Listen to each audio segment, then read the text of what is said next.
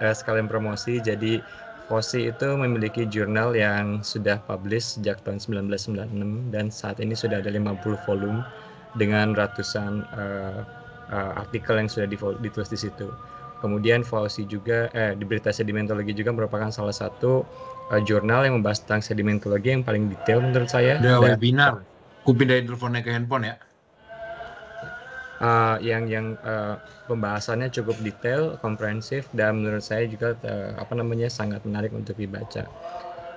Kami ada rencana untuk upgrade jurnal rating kita menjadi Q3 atau Q4 dalam tahun depan itu. Oleh karena itu kita membutuhkan banyak Kalau berisik bilang ya. kontributor dari rekan-rekan sekalian. Jadi kami mengundang rekan-rekan untuk membuat publikasi di berita sedimentologi. Topik yang bisa kita terima itu sangat beragam sekali, mulai dari sedimentologi, field trip report, interpretasi data subsurface, kemudian basin, regional geologi, fosil, lab analysis, dan segala macam. Mungkin ada machine learning, digital geology, itu sangat welcome sekali. Kemudian untuk membuat publikasi bisa akses link ini, jurnal IAGI, atau bisa di Google saja nanti berita sedimentologi, nanti link paling pertama itu adalah tempat di mana bisa submit. Seperti biasa akan register dulu, kemudian submit artikel, kita akan carikan reviewer. Kemudian pengumuman kedua, mohon maaf ini ada iklan. Di bulan Desember nanti kita ada rencana untuk melakukan modern field trip di pantai dan di point bar dari sebuah sungai. Kita akan melakukan trenching, coring. Di situ kita akan melihat modern sedimentologi and stratigraphy.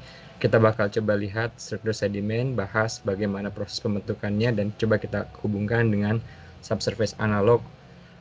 Tidak hanya trenching dan coring, kita juga akan melakukan shallow seismic dan GPR. Kemungkinan GPR. Jadi akan sangat menarik ya untuk melihat bagaimana hubungan antara architectural elemen dengan subsurface form yang akan kita lihat di pantai nanti gitu. Tentunya selain bicara tentang geologi, di situ juga ada meet and greet, ngobrol sama senior-senior yang handal dan segala macam untuk para junior ya. Kemudian tentu juga akan bertemu dengan junior-junior untuk para senior gitu ya. Jadi transfer knowledge itu akan sangat smooth sekali di saat itu. Dan tentu saja ada barbecue night gitu. Jadi kita sangat mengantisipasi acara ini, hopefully attraction-nya bagus dan banyak yang ikut ya.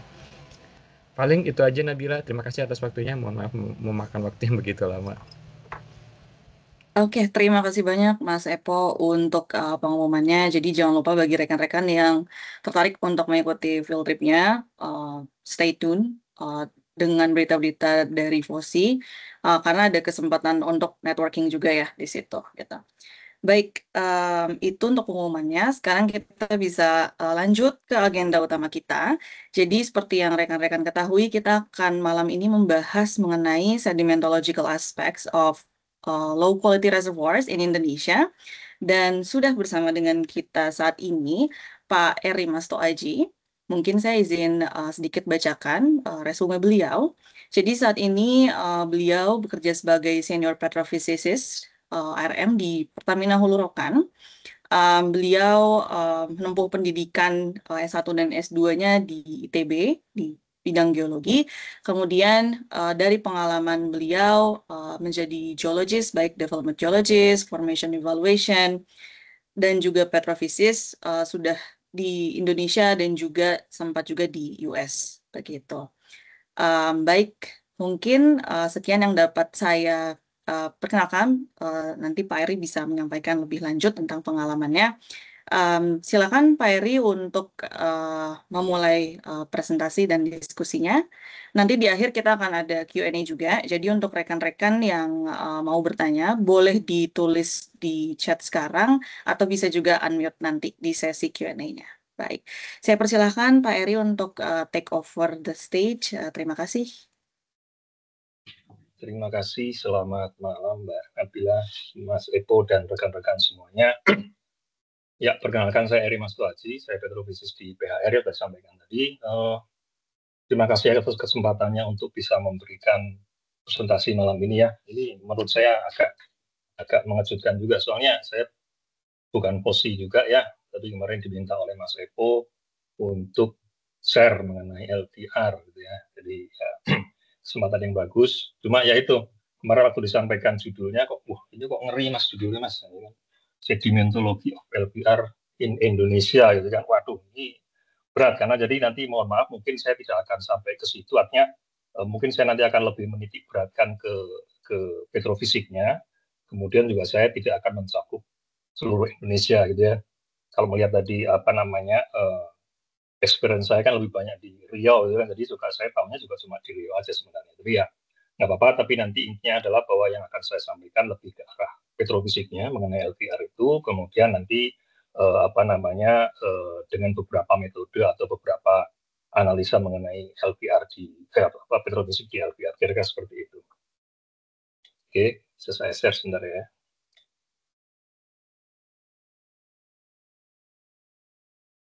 Oke, apakah sudah terlihat? Sudah, Mas. Sudah, Pak. Oke, terima kasih. Jadi lebih tepatnya judulnya adalah ini ya, Petrophysics of Low Quality Reservoir. Jadi ya, karena saya juga petrofisik, juga saya akan lebih banyak bicara mengenai masalah ini. Dan saya akan share mengenai apa yang sudah saya pelajari, apa yang sudah saya lakukan studi di sini, sebagai share mengenai hal ini kepada kawan-kawan semua. Kira seperti itu. Oke, outline-nya kan seperti ya, dan itu kan membahas sedikit mengenai definisinya itu apa, kemudian jadi definisinya itu apa, kemudian tipe low quality reservoir itu seperti apa aja, kemudian wireline low response ya, karena kita banyak bekerja di sumur-sumur yang mempunyai data wireline, berarti nanti yang kita bicarakan mengenai bagaimana sebenarnya wireline low response itu di LPR, kemudian petrophysical analysis di LPR itu seperti apa, dan nanti akan coba kita perkenalkan mengenai approach tool ya, tool apa yang sudah kita gunakan di sini ya, di tempat saya bekerja ini untuk mengevaluasi LPR itu seperti apa. Kemudian nanti kita tutup dengan conclusion seperti itu. Oke, untuk definisi. Jadi reservoir quality sendiri itu apa sebenarnya definisinya? Jadi kalau kita lihat di sini, ini saya ambilkan dari ini ya, dari SPI, ini SPI tahun 2020. Ini bahwa namanya rock quality reservoir itu, reservoir quality itu sebenarnya didefinisikan sebagai kombinasi antara rock dan fluid. Jadi bukan melulu hanya rocknya saja yang kita lihat kualitasnya, tapi juga fluidnya. Jadi fluid property juga kita lihat. Jadi untuk melihat apakah dia kualitasnya bagus atau tidak, itu yang kita lihat juga fluidnya seperti apa, bukan cuma rocknya. Kemudian dari definisi itu atau dari kombinasi definisi itu untuk melihat bagaimana storage hidrokarbonnya di sana, hidrokarbon storage seperti apa, kemudian productivity-nya. Nah, produktivitas gimana? Including hidrokarbon field porosity, effective mobility, dan pore pressure. Jadi reservoir quality sebenarnya kompleks. Tidak hanya tergantung dari satu parameter saja, misalnya probabilitasnya saja atau porosnya saja, tapi sebenarnya kompleks. Jadi kita harus memperhatikan semua itu untuk bisa mendefinisikan bahwa reservoir ini kualitas bagus atau tidak, kira-kira seperti itu. Sementara low quality reservoir sendiri itu apa? Low quality reservoir itu include but not limited. Jadi ada banyak aja bahwa dia menunjukkan low resistivity. Kemudian kalau misalnya batuannya itu minyaknya itu heavy oil, juga berarti dia misalnya heavy oil, itu juga menunjukkan bahwa dia adalah low quality reservoir. Kemudian dia sifatnya tight atau mungkin kompleks. Dari semua itu semua bergabung menjadi satu, yang memberikan kualitas reservoir itulah menjadi low atau menjadi jelek. Kemudian heterogeneity juga dari reservoir itu sendiri, apakah dia macam-macam bentuknya, itu kan ada campuran segala macam, secara hidrogen, maka itu juga menunjukkan bahwa dia adalah low quality. Di mana dalam bagaimana kita mendevelopnya itu memerlukan metode yang tricky lah. Mungkin belum pernah dilakukan oleh seseorang atau belum oleh company tertentu, tapi intinya bahwa kita harus pinter-pinter kita lah bagaimana supaya minyak yang ada di dalam batuan itu bisa kita keluarkan. Gitu. Nah, pada kenyataannya bahwa saat ini banyak researcher yang sekarang sedang mencari bagaimana caranya kita bisa mengekspor low quality reservoir itu. Metodenya ada macam-macam, dan mungkin di satu tempat metode itu bisa bekerja dengan bagus, di tempat yang lain bisa jadi tidak. Gitu. Dan faktanya lagi sekarang kita minyak sudah diproduksi berapa tahun. Jadi dan minyak pada saat dulu itu yang kita develop semua pasti akan ada yang di high quality semua. Yang low quality itu ditinggalkan. Itu fakta juga terjadi di tempat saya bekerja juga seperti itu. Jadi yang dulu-dulu mungkin dulu zaman dulu ini cari yang high quality tembakin semua, yang tertinggal tinggal yang low quality tadi. Zaman dulu yang low quality mungkin sudah nggak dilirik. Sekarang kita kais-kais untuk low quality itu. Nah, tren itu yang sekarang sedang kita hadapi, dan itu hanya ada banyak metode-metode atau cara-cara bagaimana kita bisa mengeksplor low quality reservoir itu supaya bisa kita produksi. Mereka seperti itu. Nah, salah satu definisi yang saya pernah peroleh ini, yang saya peroleh dari ini Center of Excellence Indonesia Oil and Gas Institute dari SKK Migas, bahwa yang namanya LQ adalah ini, yang saya kotakin kuning ini. Low quality reservoir itu mempunyai probability antara segini sampai segini. Nah, itu saja definisinya. Nah, kalau kita melihat tadi definisi sebelumnya itu, bahwa kualitas reservoir tidak hanya tergantung dari satu parameter saja, bisa macam-macam. Nah, artinya tadi mungkin definisi ini aja mungkin kurang, nggak cukup, karena kenyataannya ada beberapa lapangan yang probabilitasnya di atas ini itu masih dianggap low quality, atau mungkin dia producibility-nya jelek, atau mungkin ada yang reservoir yang berhenti di sini sudah nggak bisa keluar lagi di sini. Jadi artinya adalah bahwa definisi low quality reservoir menurut saya masih kurang cukup kalau hanya berdasarkan dari probability saja, kan dari probabilitas saja ini, gitu ya. Jadi tidak cukup hanya ini, gitu. Jadi mungkin harus ada ditambahin parameter-parameter lain yang membuat bahwa oke, yang ini adalah low quality, yang ini adalah high quality. Nah, kira-kira seperti itu. Tapi ini nggak ada salahnya. Jadi ini juga boleh aja kita menggunakan definisi ini. Cuma kita tidak bisa mengeneralisir bahwa yang namanya low quality score adalah yang seperti ini. Gitu, kira-kira seperti itu. Jadi sekarang dipakai oleh ini COE. Kebetulan saya juga anggota di sini juga. COE ini menganggap bahwa low quality score adalah seperti ini, dan ini boleh-boleh aja dan itu bisa diterapkan, gitu ya. Tapi bukan berarti kita harus berhenti sampai di sini aja. Kira-kira seperti itu. Oh ya, nanti juga saya tidak akan membahas ini ya. Unconventional itu udah binatang yang lain, jadi saya nggak akan cerita di sini. Saya lebih banyak ke arah sini aja. Masih konvensional aja, karena ya bagaimana juga yang konvensional reservoir itu masih banyak lah kita opportunity. Jadi saya masih berfokus di sini aja, saya tidak akan ke unconventional karena unconventional mungkin lebih kompleks ceritanya. Oke, nah dari situ saya pernah melakukan studi bagaimana supaya low quality reservoir itu bisa kita develop dengan bagus, terstruktur, kemudian lebih rapi lah kira-kira kerja, nggak serampangan. Maka saya coba membuat satu kelompok atau tipe-tipe dari low quality reservoir itu seperti apa. Kebetulan kami di sini reservoirnya adalah sandstone, maka di sini lebih applicable ke sandstone. Mungkin yang limestone mungkin bisa aja mungkin dibuat seperti ini. Tapi intinya adalah bahwa low quality reservoir itu biasanya terletak di mana dan tipe-tipenya seperti apa. Ini saya kelompokkan menjadi 4 tipe. Yang pertama inilah low quality reservoir biasanya terletak di yang finding abort seperti ini. Ini finding abort dengan yang menghalus ke atas. Jadi kalau coba saya zoom sedikit ya supaya jelas. Jadi ini loggingnya adalah ini gambar ya. Ini gamma ray, ini cell volume, kemudian ini resistivity, ini density neutron, gitu kan ya. Nah, supaya nanti rekan-rekan bisa kebayang ini apa saya tunjuk. Kira-kira seperti itu. Nah, jadi tipe 1 itu adalah finding abort seperti ini. Jadi low quality yang bagian atas ini, tapi tidak ada barrier antara yang ini yang high quality dengan low quality, tidak ada barrier, tidak ada batasnya di sini. Artinya berarti ada konektivitas antara high quality dengan low quality. Ya, itulah kita sebut sebagai tipe 1. Dan tipe 1 ini bisa mempunyai yang low quality ini tipis, sepertinya ada juga yang tebal. Gitu ya. Jadi itu tipe 1 adalah seperti itu. Tidak ada barrier antara yang high quality dan low quality. Artinya dia bisa connected gitu. Secara fluidanya bisa connected.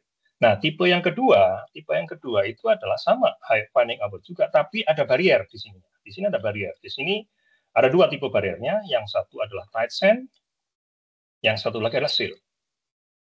Nah, tipe seperti ini kita sebut sebagai tipe 2. Dan yang berikutnya adalah tipe 3 adalah tipe yang single loop. Jadi artinya adalah satu loop ini semuanya low quality semua. Jadi tidak ada high quality yang di dalam satu loop itu. Bisa tebal, bisa tipis. Jadi mungkin bisa nih satu body di sini low quality semua. Itu kita sebut sebagai tipe 3. Dan yang tipe 4 modelnya adalah yang sandwich. Artinya adalah bahwa low quality itu terletak di antara 2 high quality seperti ini. Atau bisa juga ini yang cuma coarsening abort saja, jadi cuma segini aja.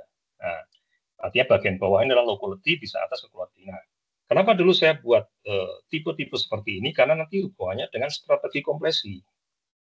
Karena biasanya rekan-rekan nanti petroleum engineer itu pada saat kompresi itu hanya tergantung dari hasil petrophysical analysis. Misalnya saya bilang, oh di sini misalnya di sini ada minyaknya, ini ada minyaknya, itu kan, ini ada minyaknya, gitu kan.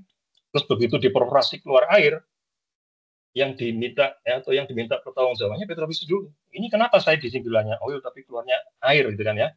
Setelah kita lihat ternyata tipikalnya adalah tipe 1 nih. Tidak ada barrier antara high quality sama low quality. Nah, perforasi dia mungkin terlalu tebal sehingga akan ada channeling dari sini ke atas. Nah, gitu. Nah, makanya saya buat seperti ini supaya tidak terjadi seperti itu. Jadi pada saat membuat desain kompresi itu harus lihat tipenya seperti apa dulu. Apakah tipe 1 atau tipe 2? Kalau tipe 1 ya harus hati-hati. Tipe 1 kalau modelnya tebal mungkin masih oke, saya perforasi di sini masih oke karena masih cukup jauh dengan yang high quality. Tapi kalau yang seperti ini saya perforasi cukup tebal, sudah sedikit nyelup ke yang bagian high quality ini ya, ada channeling ke atas gitu kan ya. Nah, tapi kalau tipenya yang tipe 2, nah ini cukup aman karena di sini ada barrier. Jadi kalau saya agak ke bawah gini, dan kalau kita lihat secara lateral itu barrier ini mungkin pelamparan yang cukup luas, artinya berarti tidak ada konektivitas seperti itu. Biasanya yang paling gampang ditandain juga kalau seandainya resistivitas di sini ada naik ini. Nah, resistivitasnya akan naik seperti ini, artinya berarti benar-benar di sini seal-nya itu bagus. Karena artinya minyak itu mentok di sini, nggak pindah ke atas gitu kan ya. Nah, kalau udah seperti itu, aman ini kalau saya perforasi di sini. Gitu kan. Nah, itu adalah tujuan saya buat tipe adalah seperti itu. Nah, yang ketiga yang ini, nah ini juga ada resikonya. Kalau yang berupa seperti ini itu biasanya kadang-kadang dia berupa lenses gitu. Lateral continuity-nya mungkin tidak terlalu bagus. Nah, itu yang terjadi kalau seperti itu ada dua kemungkinan. Kalau misalnya ada minyaknya, mungkin umurnya nggak panjang. Yang kedua adalah bisa jadi malah nggak ada minyaknya sama sekali karena dia terisolir di situ. Nah, itu juga akan menjadi konsiderasi. Terus kemudian yang tipe 4, nah karena di atasnya adalah yang quality, nah mungkin dulu well itu pernah diproduksi di sini. Mereka pernah diproduksi dan bisa saja ini mungkin sudah keambil ke atas. Nah, itu juga akan menjadi risiko juga. Nah, dengan begitu maka rekan-rekan petroleum engineer pada saat mendesain atau membuat rencana untuk melakukan perforasi itu harus mempertimbangkan ini semua. Tipenya tipe apa supaya nanti pada saat kita mentarget yang low quality itu ya akan sesuai dengan harapan ya. Artinya atau apa yang disampaikan oleh petrofisik bahwa di sini ini ada minyaknya, ini tidak. Nah, itu seandainya memang benar-benar misalnya tidak sesuai dengan hasil petrofisik analisis, dilihat lagi apakah mengikuti hazard yang ada di tipe-tipe baterai yang tidak seandainya tidak mengikuti. Nah, itu coba diperbaiki dulu. Nah, kira-kira seperti itu. Nah, jadi nantinya kita akan lihat bahwa low quality reservoir itu akan terletak di seperti ini lah, kira-kira seperti itu. Oke. Nah, sekarang yang banyak terjadi itu adalah bahwa low quality reservoir itu kadang-kadang definisinya itu mix dengan apa yang disebut sebagai LRLC, low resistivity, low contrast, gitu kan ya. Nah, jadi ada kalau di sini itu ada Mas ini tolong dipinikan ini LQR nih seperti apa. Pas saya lihat ini bukan low quality ini Mas, ini lebih arah low contrast saja karena kualitas batuannya bagus. Kualitas batuannya bagus, produksinya juga bagus, tapi memang tidak ada bedanya antara yang isinya minyak dengan isinya air. Itu sebenarnya disebut sebagai low contrast. Bahkan kadang-kadang juga nggak low resistivity juga gitu loh. Jadi nah ini yang sebenarnya kadang-kadang kita mix antara LPR dan dengan LRLC. Jadi kalau LRLC itu lebih ke arah mempunyai resistivity yang rendah, tapi juga mempunyai kontras yang berbeda yang tidak cukup beda antara yang isinya air dengan yang isinya minyak, gitu ya. Di mana itu terdapat di adjacent antara hydrocarbon bearing zone dengan water bearing zone. Dan biasanya kalau seperti tidak harus selalu low resistivity, low contrast pun juga kadang-kadang juga kontras itu akan lebih penting definisinya daripada dari low resistivity sendiri, gitu ya. Nah, yang penting adalah bahwa low resistivity, low contrast bisa ada low quality reservoir, tapi bisa juga tidak. Nah, itu yang kadang-kadang juga keliru. Jadi mungkin kita harus lihat dulu ini tipikalnya apa, karena dua-duanya sama efeknya itu membuat resistivitas menjadi lebih rendah atau suppress, gitu kan ya. Tapi intinya bahwa kita harus lihat dulu apakah benar dia low quality. Kalau nggak low quality mungkin hanya masalah low contrast saja gitu kan ya. Tapi kalau yang namanya LPR ya berarti kualitasnya memang jelek. Dan kualitas jelek kemudian mempunyai bacaan resistivity yang yang lebih rendah daripada yang aslinya. Kira-kira seperti itu.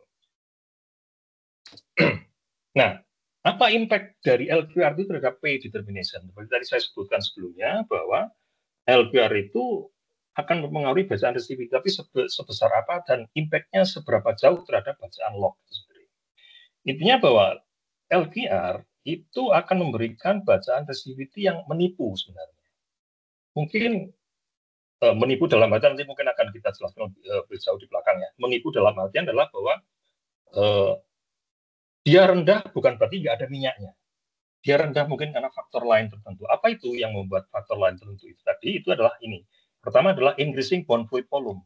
Ya, bond fluid volume adalah water yang tidak bisa bergerak itu akan bertambah karena dia akan semakin jelek kualitasnya, akan semakin banyak butiran yang halusnya, maka di situ akan lebih banyak air yang terjebak nggak bisa bergerak. Nah, itu akan mempengaruhi bacaan resistivity juga akan menjadi lebih rendah. Atau ada juga konduktif mineral, dengan ya. Tapi mungkin konduktif mineral mungkin nanti apa namanya pembicaraan mungkin akan menjadi lebih jauh, tapi saya akan lebih fokus ke arah yang di sini sebenarnya. Jadi increasing bond fluid volume ini sebenarnya akan membuat low partition water itu akan menjadi bacaannya resistivitasnya menjadi lebih rendah. Nah, sayangnya untuk bisa mendapatkan saturasi minyak itu kita bergantung dari bacaan resistivity. Jadi resistivity itu link to saturasi. Nanti kan kita bicarakan lihat lebih jauh bagaimana hubungannya. Masalahnya adalah itu, sehingga karena dia menurunkan bacaan resistivity, maka nanti saturasinya juga akan menjadi lebih pesimis. Walaupun sebenarnya secara faktanya mungkin minyaknya ya masih ada, tapi karena gara-gara dia turun resistitivitasnya, maka saturasinya akan menjadi naik, kira-kira seperti itu. Bagaimana dengan porositas? Apakah dia akan menipu juga bacaannya? Kalau seandainya ketemu low partition reservoir, bisa menipu, bisa tidak. Nanti akan kita lihat apakah Warland log porositas itu akan memberikan bacaan yang tidak sebenarnya atau tidak. Itu nanti akan kita lihat. Kemudian yang lebih penting lagi bahwa akurasi dari saturasi evaluasi itu yang berdasarkan resistitivitas ya, itu mungkin akan mengimpact pada reserve, tapi tidak pada OIP, kecuali kalau kita bicarakan adalah well eksplorasi, well nomor 1. Karena well nomor 1 sudah. Ya, ada pertanyaan? Halo? Oh, enggak ya, bocor.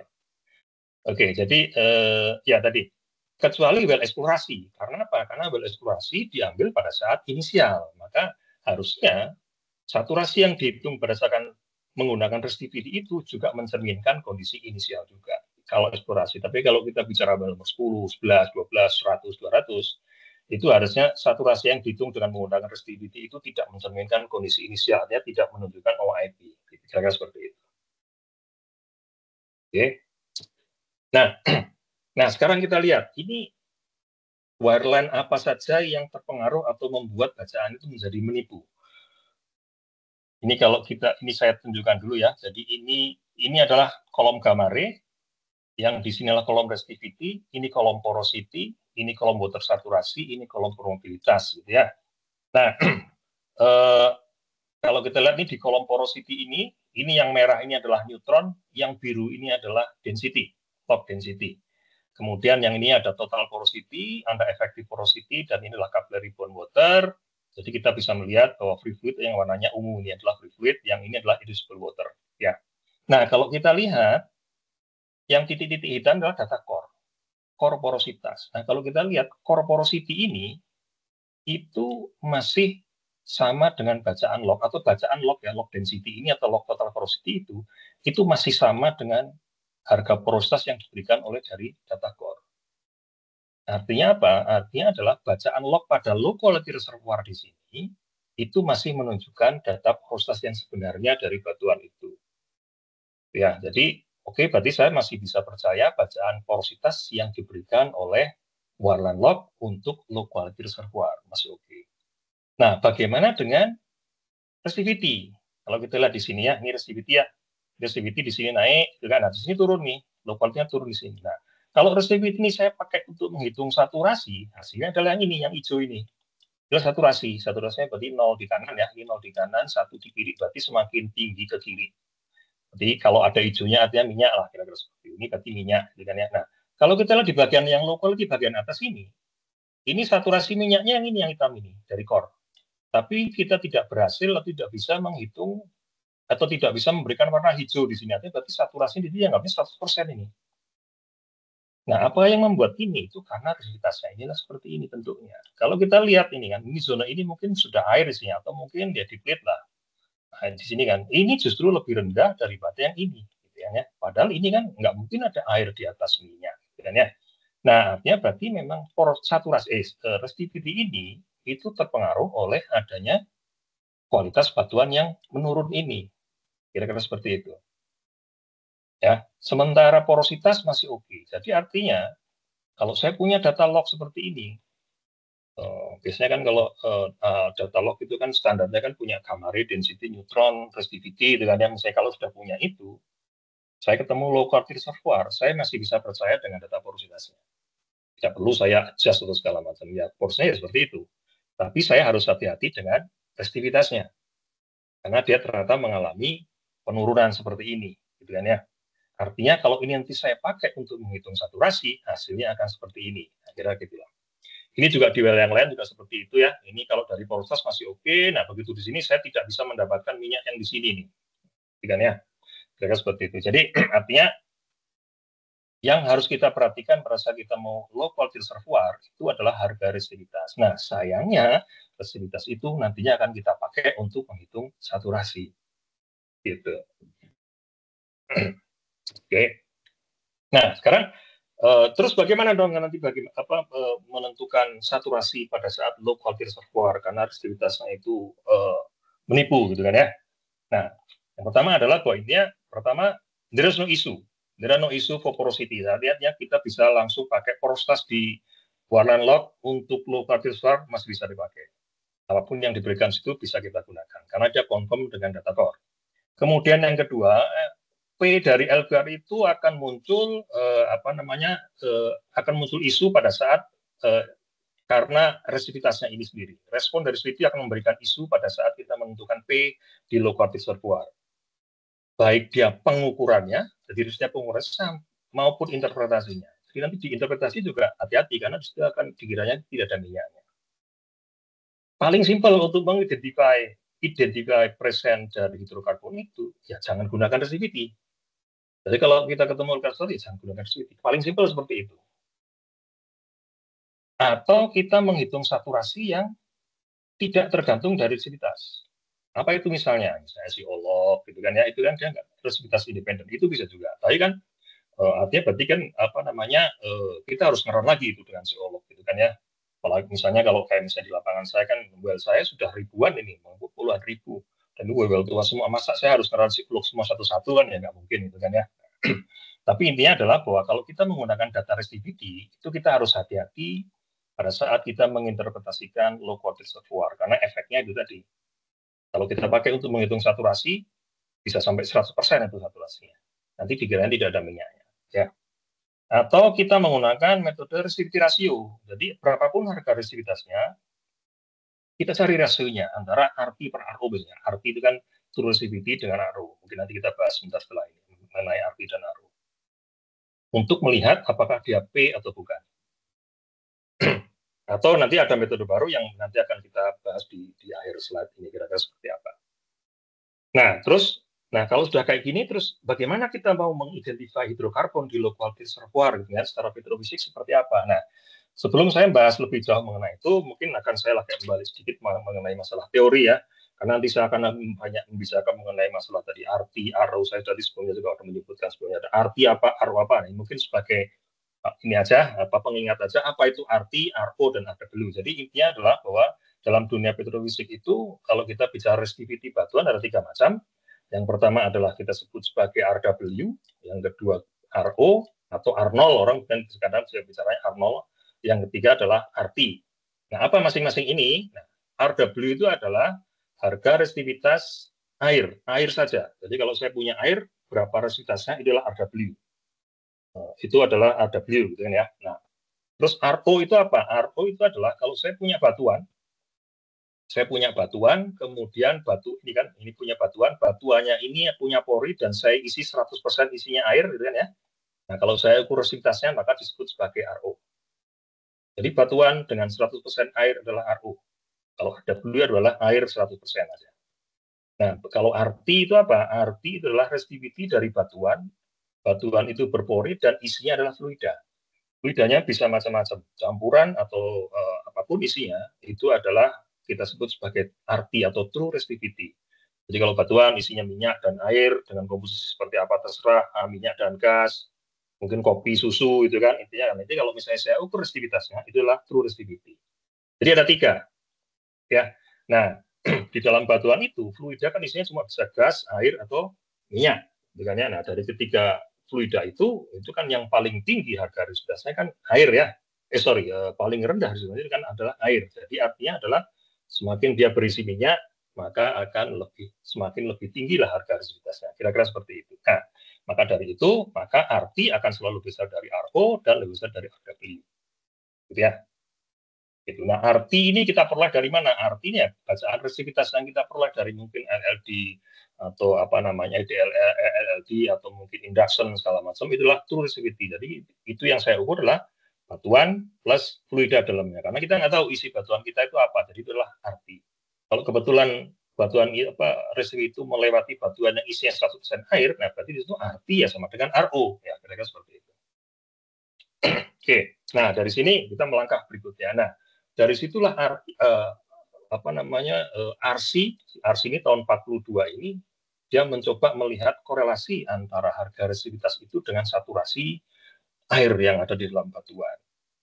Jadi kalau kita lihat nih komposisi batuan ini ya, ini di sini isinya 100% air ini kan ya, ini juga 100% air. Pada saat dibaca harga resistivitasnya ternyata berbeda.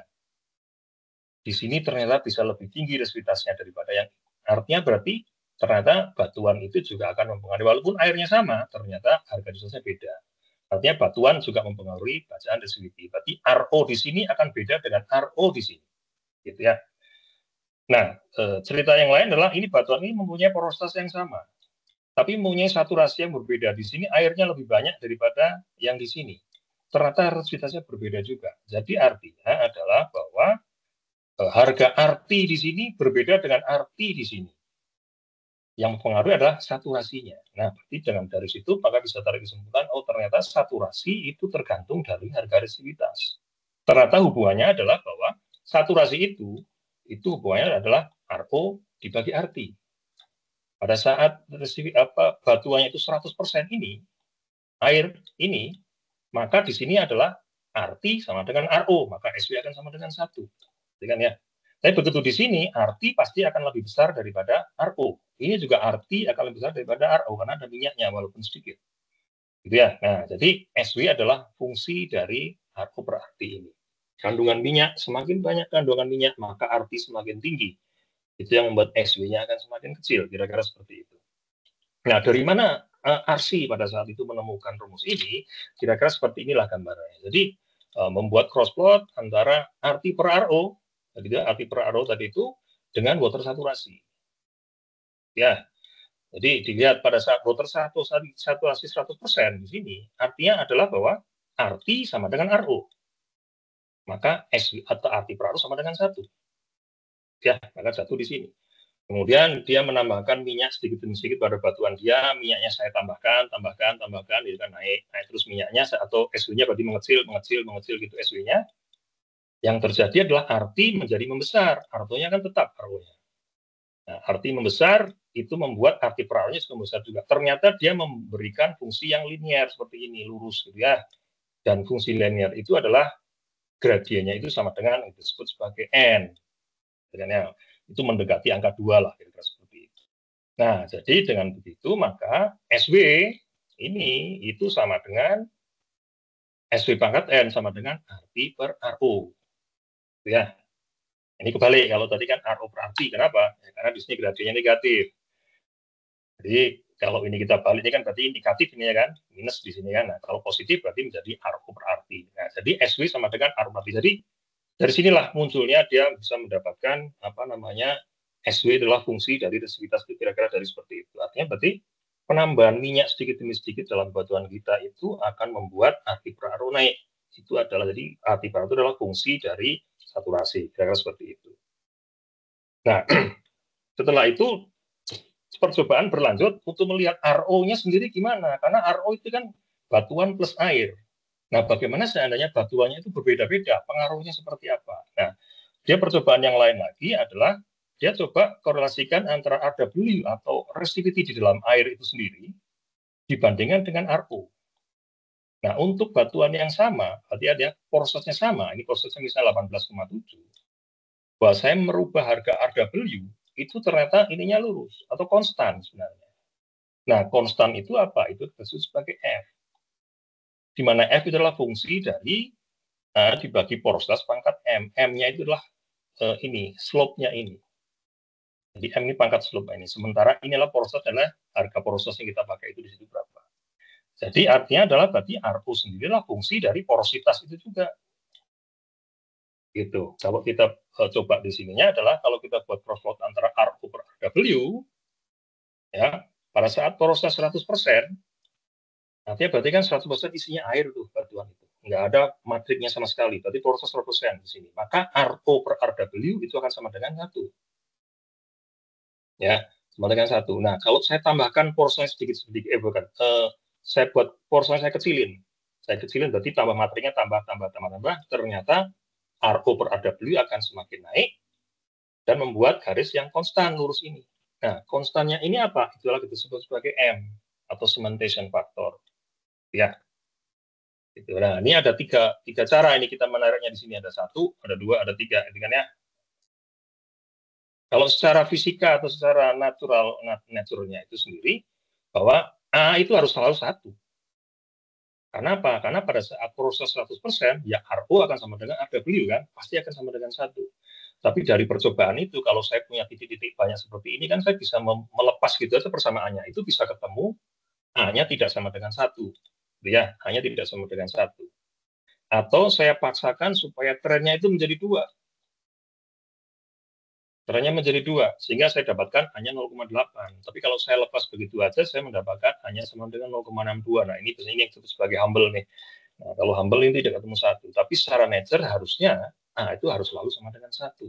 Karena A itu adalah RO per RW pada saat porositasnya 100%. Kira-kira seperti itu. Nah, dari sini, maka selanjutnya RC itu mendapatkan bahwa saturasi itu adalah seperti ini.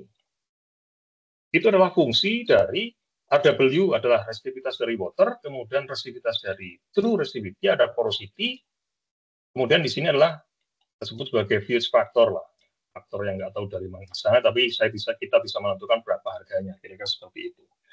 Nah, ini asik dia bicara ke clean reservoir.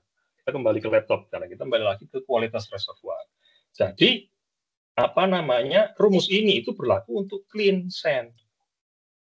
Jadi kalau clean sand nggak ada apa-apa, nggak ada yang lain. Jadi kalau dulu RC itu berpikirnya adalah bahwa di dalam batuan itu yang menghantarkan listrik itu hanya air. Kalau kita bicara clean sand, ya, karena batuan sedimen di bumi ini yang dominan kan cuma ada 3, sandstone, limestone, sama dolomite. Nah, kalau dia berupa clean, reservoirnya itu clean, maka berarti 100% isinya kuarsa, atau 100% isinya limestone, atau 100% isinya dolomite, maka tidak ada batuan yang menghantarkan listrik. Yang menghantarkan listrik hanyalah air yang ada di dalam itu. Maka dia diperlukan di sini parameternya adalah RW. Dengan ya. Itu kalau seandainya dia clean sand. Nah, bagaimana seandainya dia sudah mulai menjadi sally sand, gitu kan? Artinya berarti ada material lain yang bisa menghantarkan listrik selain air. Nah, ini yang menjadi problem pada saat kita menganalisa low quality reservoir, karena ternyata ada barang lain yang menghantarkan listrik di sana selain dari air. Sementara rumus RC itu dia hanya bergantung pada apa namanya yang menghantarkan itu cuma air. Nah, bagaimana pendekatannya atau bagaimana nanti akibatnya pada saat kita menggunakan rumus-rumus turunan RC ataupun RC itu sendiri untuk menghitung saturasi. Nah, jadi seperti ini. Begitu kita ketemu shale, mulai ada shale, berarti artinya adalah kualitas reservoir sudah semakin menurun. Apa yang terjadi? Nah, ini kalau kita lihat tadi mengenai rumus F itu kan ya, kalau kita lihat ini kan F itu adalah gradien ini. Ini gradiennya sama dengan F. Atau super F. Ini saya tulisnya di sini sebagai conductivity. Conductivity water, conductivity air. Jadi kalau di sini conductivity naik, berarti akan semakin salt. Maka untuk reservoir yang sama, batuan yang sama clean sand, ini clean sand di sini. Ketemu saya F-nya di sini. gradiennya adalah super F di sini. Atau kalau ini karena conductivity maka super F. Tapi begitu saya ketemu silicen, yang terjadi adalah ada penambahan conductivity. Conductivity-nya lebih tinggi ternyata. Bukan ini, tapi ternyata di sini. Berarti ada faktor X yang menambahkan, ini apa yang membuat konduktivitas menjadi bertambah di sana. Atau kalau kita bicara resistivitas menjadi turun. Jadi kalau tadi F itulah seperti ini rumusnya, R sama dengan F, dan seperti ini, atau kita bicara konduktivitas seperti ini, maka begitu saya ketemu silicen, ada tambahan X ini sendiri. Jadi CO itu tidak cukup cuma ini. Tidak cukup cuma CW atau RW sebagai input, harus ada X. Nah, X-nya ini apa? Ya. Nah, X-nya adalah gini. Jadi kalau kita punya batuan, ini ada matriksnya, ada sel-nya. Kalau ini clean sand, ini nggak ada. Jadi semua ini matrik semua. Ini nggak ada clay-nya di sini. Yang terjadi adalah ini total porosity-nya, dan effective porosity sama. Maka airnya cuma ini semua airnya lagi semua. Maka yang kita butuhkan hanya RW. Kan? Nah, begitu ada clay di sini, ternyata clay itu juga menghantarkan listrik di sana. Karena apa? Karena clay ini kan ada muatan negatif yang membuat dia ada CC dan Claiborne water segala macam. Nah, ini Claiborne water adalah yang ini. Dia mempunyai harga resistivitas yang berbeda antara ini sama ini. Nah, kalau kita bicara conductivity, saya ingin tahu berapa sih conductivity-nya di sini. Itu bahwa C secara keseluruhan adalah C1 ditambah C2. Artinya adalah C-nya yang ini, tambah C-nya yang ini juga. Kalau kita bicara resistivity, berarti kan 1 per dari C. Jadi kalau kita bicara conductivity, kita bicaranya rangkaian listrik seri. Kalau kita bicara resistivity, kita bicara rangkaian listrik paralel. Maka super R itu sama dengan super R1, berarti supernya R yang ini, ditambah supernya 2. Yang ini. Nah, R1 yang tadi itu.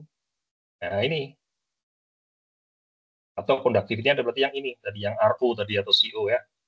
Nah, sekarang ada tambahan clay di sini, maka harus ada tambahan ini. Ini yang saya tebus sebagai X tadi itu. Di mana bisa diterjemahkan X ini bisa sama dengan ini, V sel dan resistivitas dari sel. Nah, inilah cikal bakal ketemunya rumus-rumus saturasi yang lain selain RC, misalnya Simandou, Indonesia, Juhas, Waxman-Smith, dan lain-lain, itu adalah dengan menambahkan ini. Kalau RC ya cuma ini aja sebenarnya. Nah, dengan ditambahkan ini adalah untuk mengakomodasi kehadiran ini akibat adanya kualitas reservoir yang lebih rendah. Kira-kira seperti itu. Nah, itu yang membuat menjadi penghitungan saturasi di low quality reservoir menjadi lebih kompleks. Dan kalau kita lihat kenyataannya bahwa rumus-rumus atau model-model saturasi di silicen itu ada banyak. Nah, jadi ada Indonesia pun ada 3 macam itu, ada total seal, ada full, ada namanya satu lagi yang simple gitu kan ya.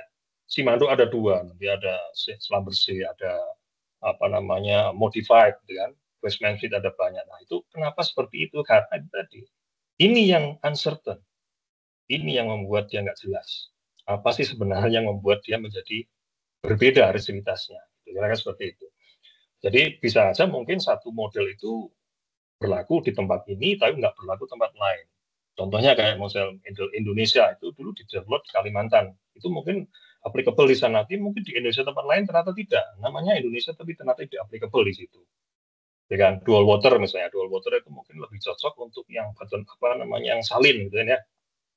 Tapi begitu kita ketemu yang fresh mungkin nggak cocok. Ya. Itu, nah jadi itulah yang membuat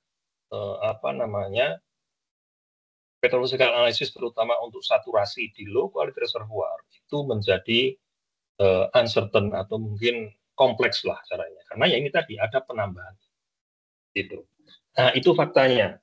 Dan mungkin kalau rekan-rekan mungkin bukan petrofisis dan mungkin customer dari petrofisis gitu kan ya. Nah, kira-kira seperti itulah kesulitan kita pada saat kita melakukan petrological analisis di low quality reservoir. Tidak seperti kalau kita bicara mengenai yang high quality ya, itu semuanya mungkin correlate antara bacaan resistivity dengan saturasi mungkin belum tahu begitu kita ketemu low quality ya itulah yang kita hadapi ya. Nah, faktanya kalau kita lihat seperti apa? Nah, ini ada contoh case seperti ini ya. Ini saya punya well, kita lihat resistitivitasnya seperti ini. Terus ini saya pakai untuk menghitung saturasi, hasilnya seperti ini. Resistitivitas tinggi nggak udah jelas ini minyak gitu kan ya. Tapi yang aneh, kenapa di sini 100%? Ya, Itu 100%. Nah, yang bagian bawah ini kalau kita masih ada nongol-nongol sedikit lah saturasi minyaknya itu karena kalau kita di sini punya sat wall core, di sini ada nih ada oil show-nya itu kan, sat wall core-nya ada oil show-nya, berarti harusnya di sini masih ada minyaknya. Tapi kenapa di sini 100%? Gitu kan ya. Ini saya mau ngitung pakai simanduk mau segala macam, di sini nggak bisa keluar. Karena apa ya? Karena di sini kita seperti ini.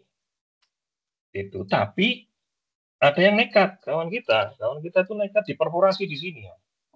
Kalau di sini coba seperti apa sih? Ternyata dia bisa dapat minyak 20% water cut dengan fluid sekitar segini. Berarti sekitar berapa? Mungkin ada 400, 500 oil ya dengan dapat dari situ, gitu ya. Gitu. Nah, terus dari situ, oh kalau gitu kita buka aja semua di sini kayak gitu. Nanti dulu. Ternyata pada saat saya menemukan well yang lain dengan case yang sama, gitu kan ya. Dengan case yang sama, itu ternyata nggak kayak gitu juga, gitu. Ini kalau apa namanya well yang lain nih modelnya kayak gini juga sama gitu kan, tapi ternyata pada saat ini kan low quality ya, ini juga nggak keluar minyaknya. Dengan pengalaman well yang sebelumnya, well nomor 1 tadi di sini keluar minyak, saya tembak, ternyata pas ditembak di sini enggak juga gitu loh, 90 sampai 60 meter. Nah ini akan membuat menjadi itu terus gimana dong petunjuknya apa? Dari saturasi ya jelas saja kita nggak bisa berharap dari situ kan ya. Terus apa yang membuat ini menjadi apa namanya petunjuk bahwa di sini akan keluar minyak, di sini tidak. Nah kira-kira seperti apa gitu kan ya. Nah maka dari itu butuhlah suatu tool yang bisa menggait kita kira-kira oke, di sini saya bisa keluar minyak, sementara yang di sini nggak bisa keluar minyak, yang tadi bisa. Nah itu gimana? Nah dari situlah maka kita di sini mendevelop suatu tool yang bisa memperkirakan kira-kira ini nanti akan keluar minyak atau tidak sih. Nah, itu kita membuat suatu tool yang kita sebut sebagai hydrocarbon potential evaluator. Jadi apa namanya adalah disebut sebagai HPE. Apa itu HPE? Jadi HPE adalah menggunakan teknik apa namanya pattern recognition dengan menggunakan cutoff paling tidak ada 4 parameter yang kita gunakan sebagai cutoff di sini. Dalam hal ini adalah ya karena tadi saturasi tidak bisa kita andalkan, maka kita tidak menggunakan saturasi sebagai apa namanya parameternya. Parameter yang kita gunakan adalah pertama adalah cell volume atau Vcell ya, sama saja tinggal kita bacanya dari kiri atau dari kanan. Kalau dari kiri Vcell, dari kanan berarti Vcell, kira-kira gitu. Kemudian kalau parameter berikutnya adalah proses efektif, kemudian DRES adalah deep resistivity, kemudian berikutnya adalah permeability. Nah, jadi kita menggunakan 4 parameter ini untuk menentukan kira-kira nanti producibility-nya. Jadi yang kita lihat adalah langsung ke producibility. Tidak lagi memperhitungkan itu ada minyaknya atau tidak. Karena kita sudah tahu bahwa dia posisinya ada di atas tadi kan. Kalau tipe 1, tipe 2 itu kan posisinya di atas kan. Kalau di bawah ada minyaknya, di atas pasti harusnya minyak kan ya. Cuma sekarang minyaknya bisa keluar atau tidak. Nah, itu aja sebenarnya. Tinggal kita melihat apakah bisa diproduksi atau tidak minyaknya. Gitu. Nah, kita menggunakan 4 parameter ini. Jadi nanti kita melihat cut-off-nya berapa sih? Harga Vcell berapa nanti yang bisa keluar minyak, harga FAI berapa yang bisa keluar minyak, harga resistivity berapa bisa keluar minyak, dan harga prom berapa yang bisa keluar minyak. Gitu. Nah, ini hanya untuk melihat kualitas aja, kualitas dari bacaan log yang ini. Itu adalah kaliper dibagi 2 bit size. Jadi kalau kaliper dibagi 2 bit size ini ya, nah, kalau harganya setengah berarti dia perfect goal. Kalau harganya lebih dari setengah berarti wash out. Nah, kira-kira seperti itulah. Kalau harganya kurang dari setengah berarti dia ada market. Nah, kalau harganya lebih dari setengah, artinya berarti nanti ada wash out di situ, berarti nanti mungkin porositas mungkin harganya akan terganggu karena dia wash out. Kemudian perm juga mungkin terganggu. Jadi ini untuk melihat kualitas aja nanti bacaan itu. Kemudian resistivity ratio sama, dia hanya untuk melihat perbandingan antara resistivitas deep sama shallow. Kalau harganya setengah, berarti artinya DRES sama dengan SRES atau deep sama dengan shallow, artinya dia berimpit. Mungkin ada 2, apakah dia tight atau invasi mat itu sampai ke dalam. Gitu ya. Lihat itu. Jadi kalau misalnya ini setengah, hati-hati. Kalau ini harganya lebih dari setengah, berarti artinya mungkin kualitas bacaan resistitivitasnya kurang bagus. Jadi artinya nanti ini mungkin bisa saja nggak dipercaya. Ya, kira-kira seperti itu. Jadi intinya adalah kita buat cut-off ini. Ini adalah cut-off ada 41, 2, 3, dan 4. Nah, cuma masalahnya kalau saya menggunakan cut-off secara kejam, artinya adalah misalnya cut-off porositas efektif itu 0,2 aja. Tapi ternyata reservoir saya porositasnya itu 0,1999999. Itu langsung kepotong, dia bukan reservoir.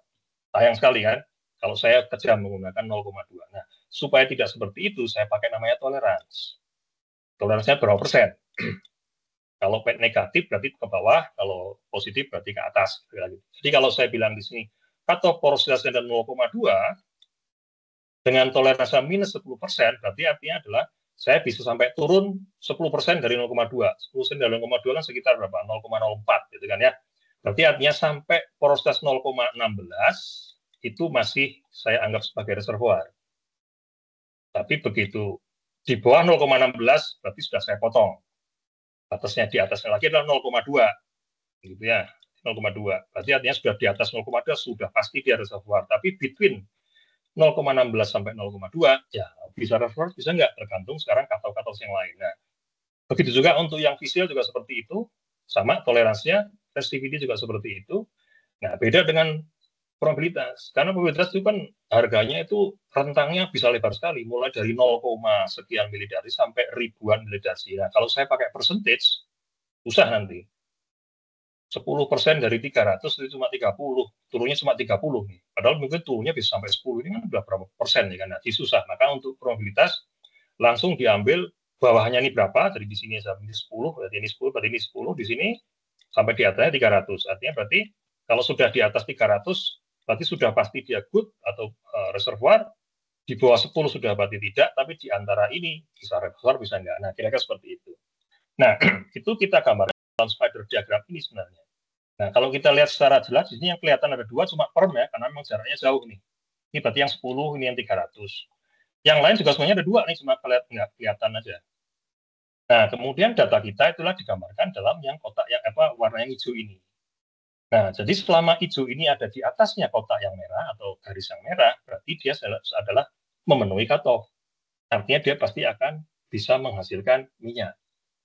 Tapi kalau dia di bawah ini, jatuhnya misalnya di sini, gitu kan ya, jatuhnya di sini, gitu kan, yang warna hijaunya di sini ya, berarti dia di bawah cutoff kita semua. Nah, itu nanti dia akan menghasilkan minyak. Kira-kira seperti itu cara kerja HPE. Nah, untuk bisa lebih mempermudah lagi, selain menggunakan diagram ini, itu menggunakan color code. Prinsipnya sama, ini contoh ya, gambar ini contoh kalau seandainya aslinya. Berarti ini visualnya bagus banget, PI-nya udah deket-deket mau ini ya, resistitivitasnya juga mepet-mepet, permnya juga masih masuk. Gitu. Nah, supaya lebih enak lagi ngelihatnya, kita menggunakan color code. Color code-nya ini apa? Nah, kalau kita lihat color code itu ada. Jadi nanti kalau saya kasih warna coklat, artinya dari interval itu berpotensi untuk memberikan water cut kurang dari 20.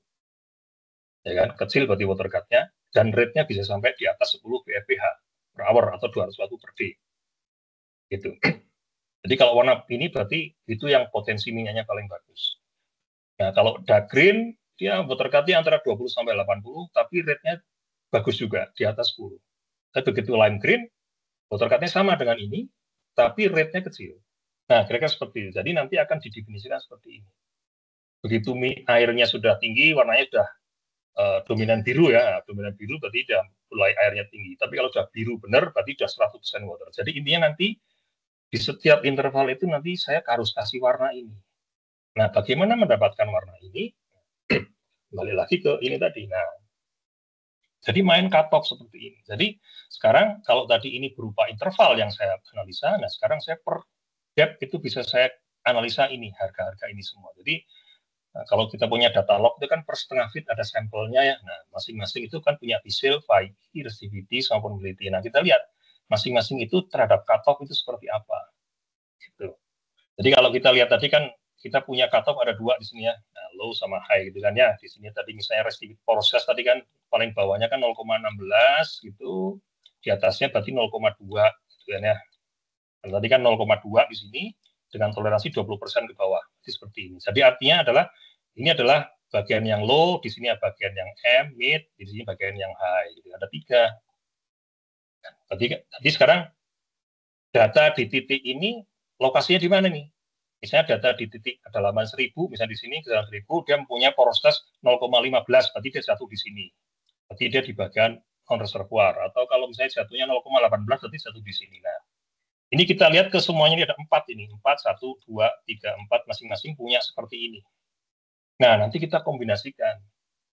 Kalau porositasnya low di sini, resistitivitasnya low, kemudian permnya low, V-cell-nya low, maka akan ketemu apa?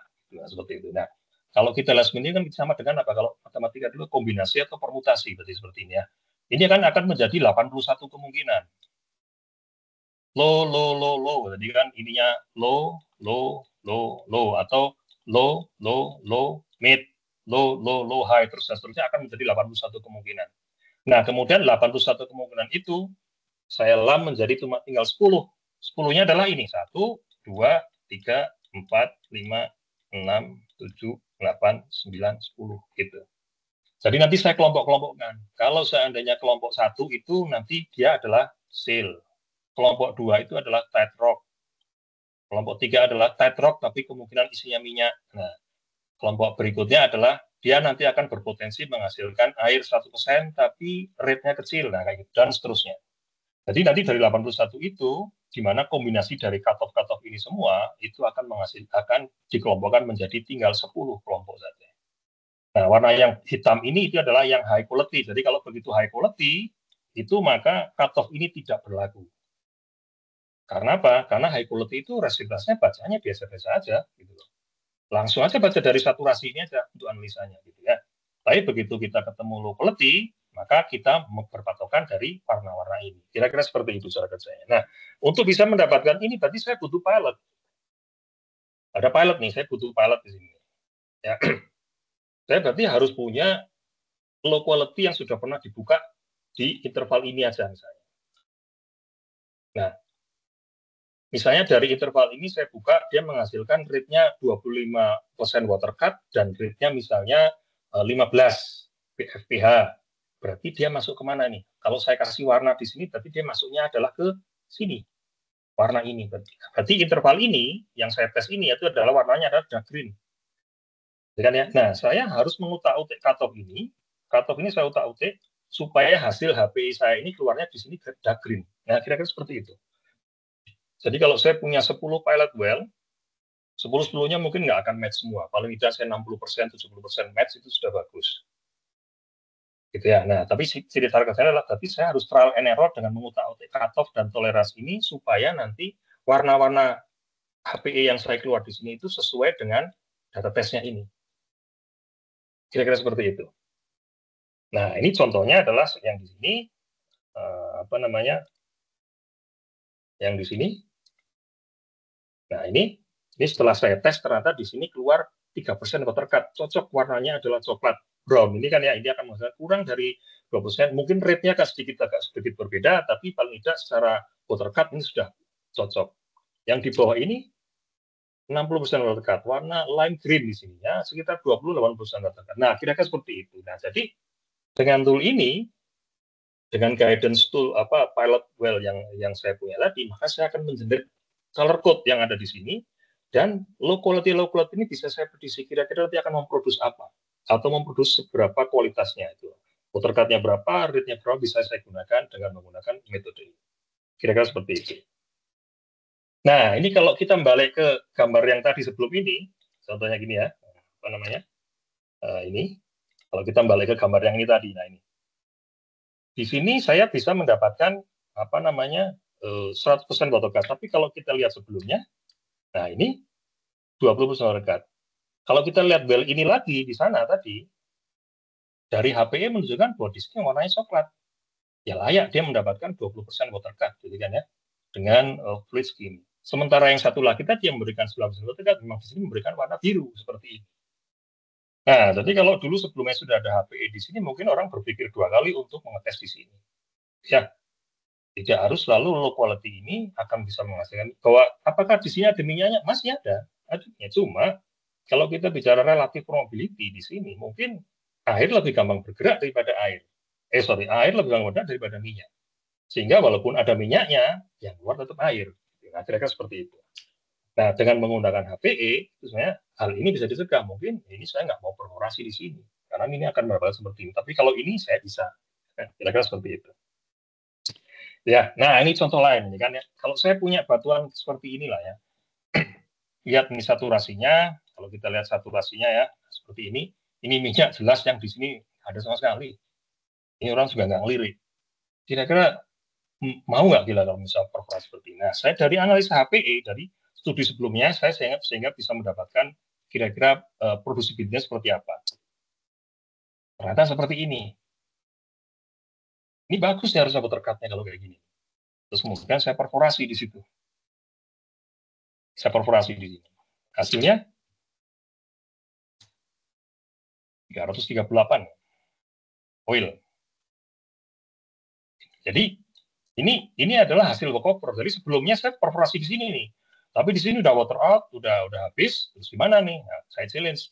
Mana kalau buka di sini nih dari HPE itu di sini harusnya bisa keluar bagus nih. Pas dibuka, oh bener ternyata 338 PUPD. Kalau saya lihat lognya aja kayak gini mungkin pesimis nih kita sahabat video bodinya. Ada lagi seperti ini malah kualitasnya jelek banget nih. Kan ya? Jelek banget, minyaknya juga keluar, ini nggak ada, kan ya? Resipitasnya flat kayak gini, kan ya? HPE-nya menunjukkan, waduh, HPE-nya kayak gini nih. Yakin nggak seperti ini? Oke, perforasi di sini. Perforasi di sini juga, kan? 20% watercut. Mungkin secara rate-nya masih terlalu optimis ya kan, karena rate-nya di sini kan perkiraannya harusnya di atas 240, tapi saya cuma dapat ini. Tapi ya paling tidak saya bisa melakukan watercut di sini. Dengan saturasi yang seperti ini. Bayangin aja nih, resipitasnya flat kayak gini. Nah, yang terus kemudian saya coba tes commingle. Commingle yang di sini, commingle dua-duanya commingle dapatnya adalah 376. Artinya di sini juga sebenarnya kontribut juga nih. Jadi ya apa namanya HP ini cukup membantu untuk melihat producibility. Jadi ini tujuannya bukan untuk melihat konten atau kandungan low quality spore ini isinya apa, bukan untuk melihat itu. Tapi untuk melihat producibility-nya seperti apa. Jadi bisa aja yang mungkin keluarnya 100% air dengan ya, misalnya contohnya kayak gini nih, biru kan ya. Ini kalau saya buka di sini, yang keluar duluan air. Bukan berarti di sini nggak ada minyaknya, tapi yang keluar duluan itu adalah air. Kan ya, kita bicara relative mobility. Itu kira-kira. Jadi ini tujuannya adalah untuk melihat itu. Jadi karena apa? Karena saya sudah tidak bisa menyandarkan kepercayaan saya dari saturasi kalau sudah seperti ini. Gitu ya. Karena apa? Karena yang terjadi adalah resipitasnya sebenarnya menipu. Nah, yang sering terjadi di sini atau di mungkin tempat lain juga, kan kita tahu itu parameternya supaya di sini keluar minyaknya, ya supaya di sini keluar minyak. RW-nya diturunkan lah, gitu kan ya. RCL-nya diturunkan lah supaya di sini keluar minyak. Jadinya yang terjadi adalah setiap kita ngeborwel baru, kita mikir lagi berapa ya ini RW-nya, kan gitu terus. Gitu. Padahal RW adalah sesuatu yang measurable, bisa diukur. Jadi kalau memang misalnya nggak yakin berapa RW-nya, ambil aja sampelnya. Ambil sampelnya kita ukur kan ketemu RW-nya. Jadi kalau kita mengutak-utik itu supaya di sini dapat ini, yang terjadi adalah ini bisa saya turunkan serendah-rendahnya supaya di sini keluar minyaknya. Gitu ya. Yang terjadi adalah nanti ketemunya akan jadi salin banget. Padahal di sini misalnya lingkungan pengendapannya misalnya ya mungkin masih jauh dari marin gitu kan ya, tapi ketemunya supaya di sini keluar minyaknya, RW-nya dibikin kecil banget sehingga salinitasnya tinggi. Padahal sebenarnya nggak masuk akal itu kalau dijadikan sebagai RW gitu kan ya. Nah itu. Padahal kan yang salah bukan RW, yang salah apa? Ya ini resipitas di sini. Gitu. Jadi kalau memang misalnya mau tetap kekeh mau menghitung saturasi, ya ini yang harusnya dikoreksi. Kan? Harusnya di utak-utik ini resipitasnya, karena itu yang membuat menjadi di sini nggak muncul, kira-kira seperti itu. Tapi yang biasanya dilakukan sih justru RW yang tahu. Begitu kira-kira. Nah dari HP ini saya sekarang sudah tidak tergantung lagi dengan saturasi. Yang penting ya udah, karena di sini lebih banyak dealnya dengan well tua ya. Kita di sini sudah punya 11.000, hampir 11.000 sumur, gitu kan? Artinya berarti sumur-sumur tua di situ. Dan kita sekarang sedang mencari-cari opportunity yang ada di low quality reservoir. Nah, ini sangat berguna. Tinggal kita run lagi di situ, kita cari cut-off-nya tadi, begitu sudah dapat modelnya, kita aplikasikan ke semua well, tinggal kita baca aja nih. Mana yang seperti ini ya kita tembak. Kira-kira seperti itu. Oke, jadi sebagai konklusi, sorry ini terlalu panjang kali saya. Enggak, ini nggak ada timekeeper-nya Mbak ya? Atau masih oke aja nih Mbak? Masih oke Mas, so far masih on track, aman. Oke, karena ini saya udah di slide terakhir, jadi secara konklusi bahwa low quality reservoir itu sampai sekarang definisinya menurut saya masih belum jelas atau belum rigid, artinya belum pasti yang ini loh reservoir. Karena apa? Tadi kalau kita lihat definisi dari kualitas reservoir atau reservoir quality itu parameternya ada banyak. Tidak hanya satu, misalnya probabilitas aja atau poritas aja, tidak, tapi ada banyak. Jadi artinya adalah kalau kita membuat definisi LVR, itu paling tidak kita mempertimbangkan 3 parameter. Yang pertama adalah petrophysical properties-nya itu sendiri, di mana bisa fissile, porosity, mobility. Kita mempertimbangkan itu. Kalau kita hanya mempertimbangkan satu, ini aja probabilitas. Nah, bisa aja mungkin probabilitas besar, kecil misalnya kan, tapi porositas besar, bisa saja kan memberikan kualitas yang berbeda juga. Jadi artinya adalah tidak cukup hanya satu ini aja. Kita harus combine lagi dengan apa yang disebut sebagai rock quality determination dulu, yang dihitung dari hasil petrophysical ini. Misal contohnya RPI atau FZI segala macam. Nah ini kan RPI itu kan diperoleh dari apa? Dari perhitungan ini probabilitas dan porositas atau kombinasi atau pakai rumus lah untuk bisa mendapatkan. Itu adalah rumus dengan input porosity dan probability juga. Jadi kombinasi porosity probability itu akan memberikan rock quality index gitu kan. Nah jadi artinya LPR itu harus ditentukan parameter dilihat dari ininya, yang kedua adalah ininya. Gitu kan ya. Nah, ada satu lagi parameter yang kita lihat bahwa tadi kalau kita lihat di slide awal tadi bahwa kualitas reservoir juga tergantung dari fluida yang ada di dalam. Nah, kalau kita cuma bicara ini sama ini, kita tidak memperhatikan fluidanya itu apa, viscosity-nya berapa, kemudian tipe fluidanya itu apa, apakah gas atau oil segala. Artinya berarti adalah fluida yang diproduksi juga harus kita pertimbangkan untuk melihat bahwa apakah ini low quality atau high quality. Jadi artinya tambahan berikutnya adalah parameternya adalah berdasarkan tes.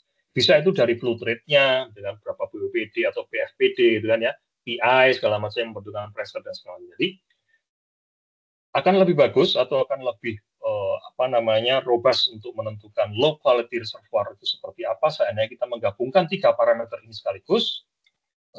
Sehingga bisa terdefine dengan bagus bahwa ini loh low quality reservoir itu yang pernya sekian, porosnya sekian, rock quality-nya ini, kemudian prosesnya sekian. Nah itu adalah low quality reservoir.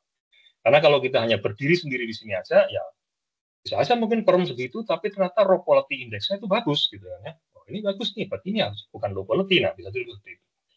Nah ini juga saya juga pernah berdiskusi ini dengan mungkin saya nggak tahu sekarang hadir atau tidak Pak Sarju yang ada di UGM ya, misalnya UGM saya pernah diskusi panjang mengenai maksudnya, itu sepakat bahwa memang 3 ini yang harusnya untuk dijadikan sebagai parameter untuk menentukan low quality reservoir atau kualitas reservoir seperti apa itu harusnya dari 3 parameter ini harusnya. Dan jujur sampai sekarang saya sendiri masih belum menemukan ini yang tepatnya itu seperti apa, karena ya saya belum melakukan studi atau analisa atau riset yang benar-benar fokus di sini untuk sampai mendapatkan segini loh harusnya low quality reservoir itu belum pernah. Tapi saya punya bayangan bahwa kalau ini kita combine seperti ini, maka definisi low quality reservoir akan bisa terdefine lebih bagus. Kira-kira seperti itu. Kemudian faktanya bahwa sekarang low quality reservoir itu masih punya potensi yang sangat bagus. Ya tadi ya, itu zaman dulu mungkin ditinggal, kan, tapi ternyata masih bisa menghasilkan 20% water cut, oilnya bisa sampai 300-500 BOPD, kan? Itu berasal dari low quality reservoir itu. Jadi dan itu bisa terproduksi dengan bagus seandainya tekniknya benar, strateginya juga benar. Maka harus pertimbangan tadi tipe-tipe LVR-nya tadi seperti apa. Tipe 1, tipe 2, tipe 3, tipe 4. Nah itu juga harus dipertimbangkan karena bisa saja mungkin saya berpotensi bagus, tapi gara-gara strategi perforasi yang keliru, harusnya tipe 1, tapi perforasinya terlalu panjang mendekati yang high quality, yang terjadi ya air yang keluar. Nah, jadi kesalahannya bukan di petrofisiknya, tapi lebih ke arah strategi dalam membuat perforasi. Nah, itu juga harus kita diskusikan bareng dengan kawan-kawan petrol engineer supaya jangan sampai strateginya itu keliru. Kemudian ya ini berikutnya adalah ini tadi. Ada beberapa tipe, di mana tipe-tipe itu tadi yang tipe 1, 2, 3, 4 itu harus kita pertimbangkan supaya nanti impact dari productivity itu bisa kita pertimbangkan. Kita melihat delivery-nya seperti apa, sustainability-nya seperti apa juga. Jadi salah satunya adalah pemilihan pompa, gitu kan ya. Jadi kalau misalnya tipe 1 yang cukup tipis, kita ambil tipis saja buka di atas, keluar sih minyaknya, tapi pasang pompanya kegedean, ya sama aja. Nah, jadi seperti itu juga harus kita pertimbangkan. Tapi kalau misalnya tipe 2 masih aman lah ini kan, apalagi kalau bariernya itu cukup bagus gitu kan ya, sehingga mungkin tidak akan terpengaruh lah air yang ada di bagian high quality-nya itu. HPE ya sampai sekarang saya masih percaya atau masih bisa digunakan lah. Saya tidak akan klaim ini bagus banget, tapi paling tidak digunakan, dan ini di sini juga banyak diminta untuk dirun untuk melihat potensinya seperti apa. Bahwa ini apakah akan selalu berhasil ya enggak juga. Ya, karena tadi tergantung pilot well-nya tadi. Kalau nggak punya pilot memang susah. Sehingga kita bisa menggunakan unlock, misalnya unlock sebelah, kira-kira kalau unlock di sana cut-nya segini ya kita aplikasikan di sini. Belum tentu juga applicable itu kan, tapi ya paling tidak pendekatan seperti itu sampai kita bisa mendapatkan ada pilotnya gitu kan. Waktu itu pilotnya itu saya dapat, nah itu baru kita bisa aplikasikan. Oh ya, satu lagi pilot tadi yang mungkin saya agak lupa mengingat, pilotnya itu harus dalam bentuk single completion ya, jadi jangan sampai dia ngambil yang dari commingle atau benar-benar single completion cuma di low quality aja, dan diambil pada saat kondisi inisial dalam arti adalah dia pertama kali dibuka. Di interval itu pertama kali dibuka seperti apa tesnya. Kalau udah tes ke berapa tahun mungkin sudah nggak valid lagi. Gitu. Nah, teknik ini bisa diaplikasikan ke segala HP ini ya. HP ini itu bisa diaplikasikan ke tempat yang lain, termasuk yang tidak low quality juga bisa. Karena tool tadi memang desain tidak hanya untuk low quality, tapi hanya untuk melihat producibility di suatu reservoir itu kira-kira seperti apa. Jadi kita mengaplikasikan cutoff itu di reservoir itu supaya nanti kira-kira producibility-nya seperti apa. Begitu kira-kira. Ini slide terakhir saya. Jadi dengan demikian terima kasih atas kesempatannya. Semoga ini bermanfaat. Saya serahkan kembali lagi ke Mbak Nadia tadi ya. Silakan Mbak, terima kasih. Terima kasih banyak Pak Eri untuk penyampaiannya, sangat komprehensif ya materi-materinya. Terima kasih banyak Pak.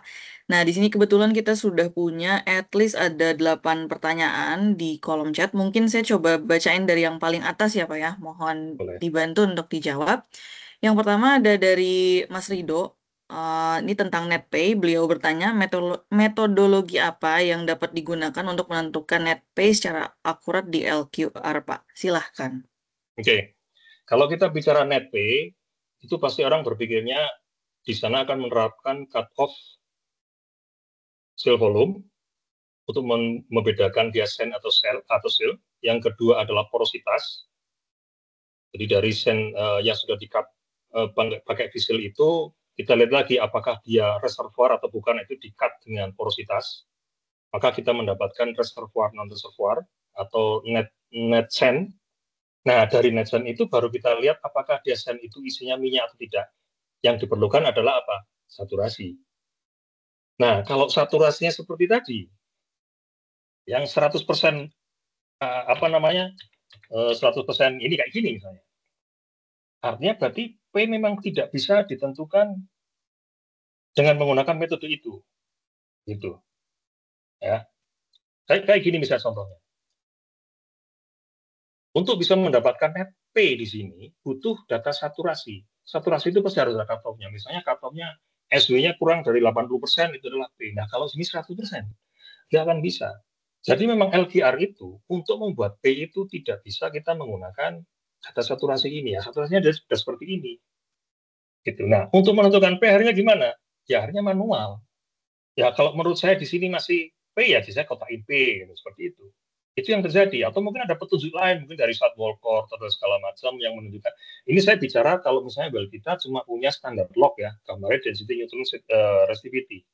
Mungkin kalau kita punya fancy log ya mungkin bisa aja ditentukan. Misalnya saya punya NMR, atau mungkin saya punya 3D resistivity segala macam, mungkin bisa kita pecahkan. Tapi kalau saya seperti ini nggak akan bisa ya.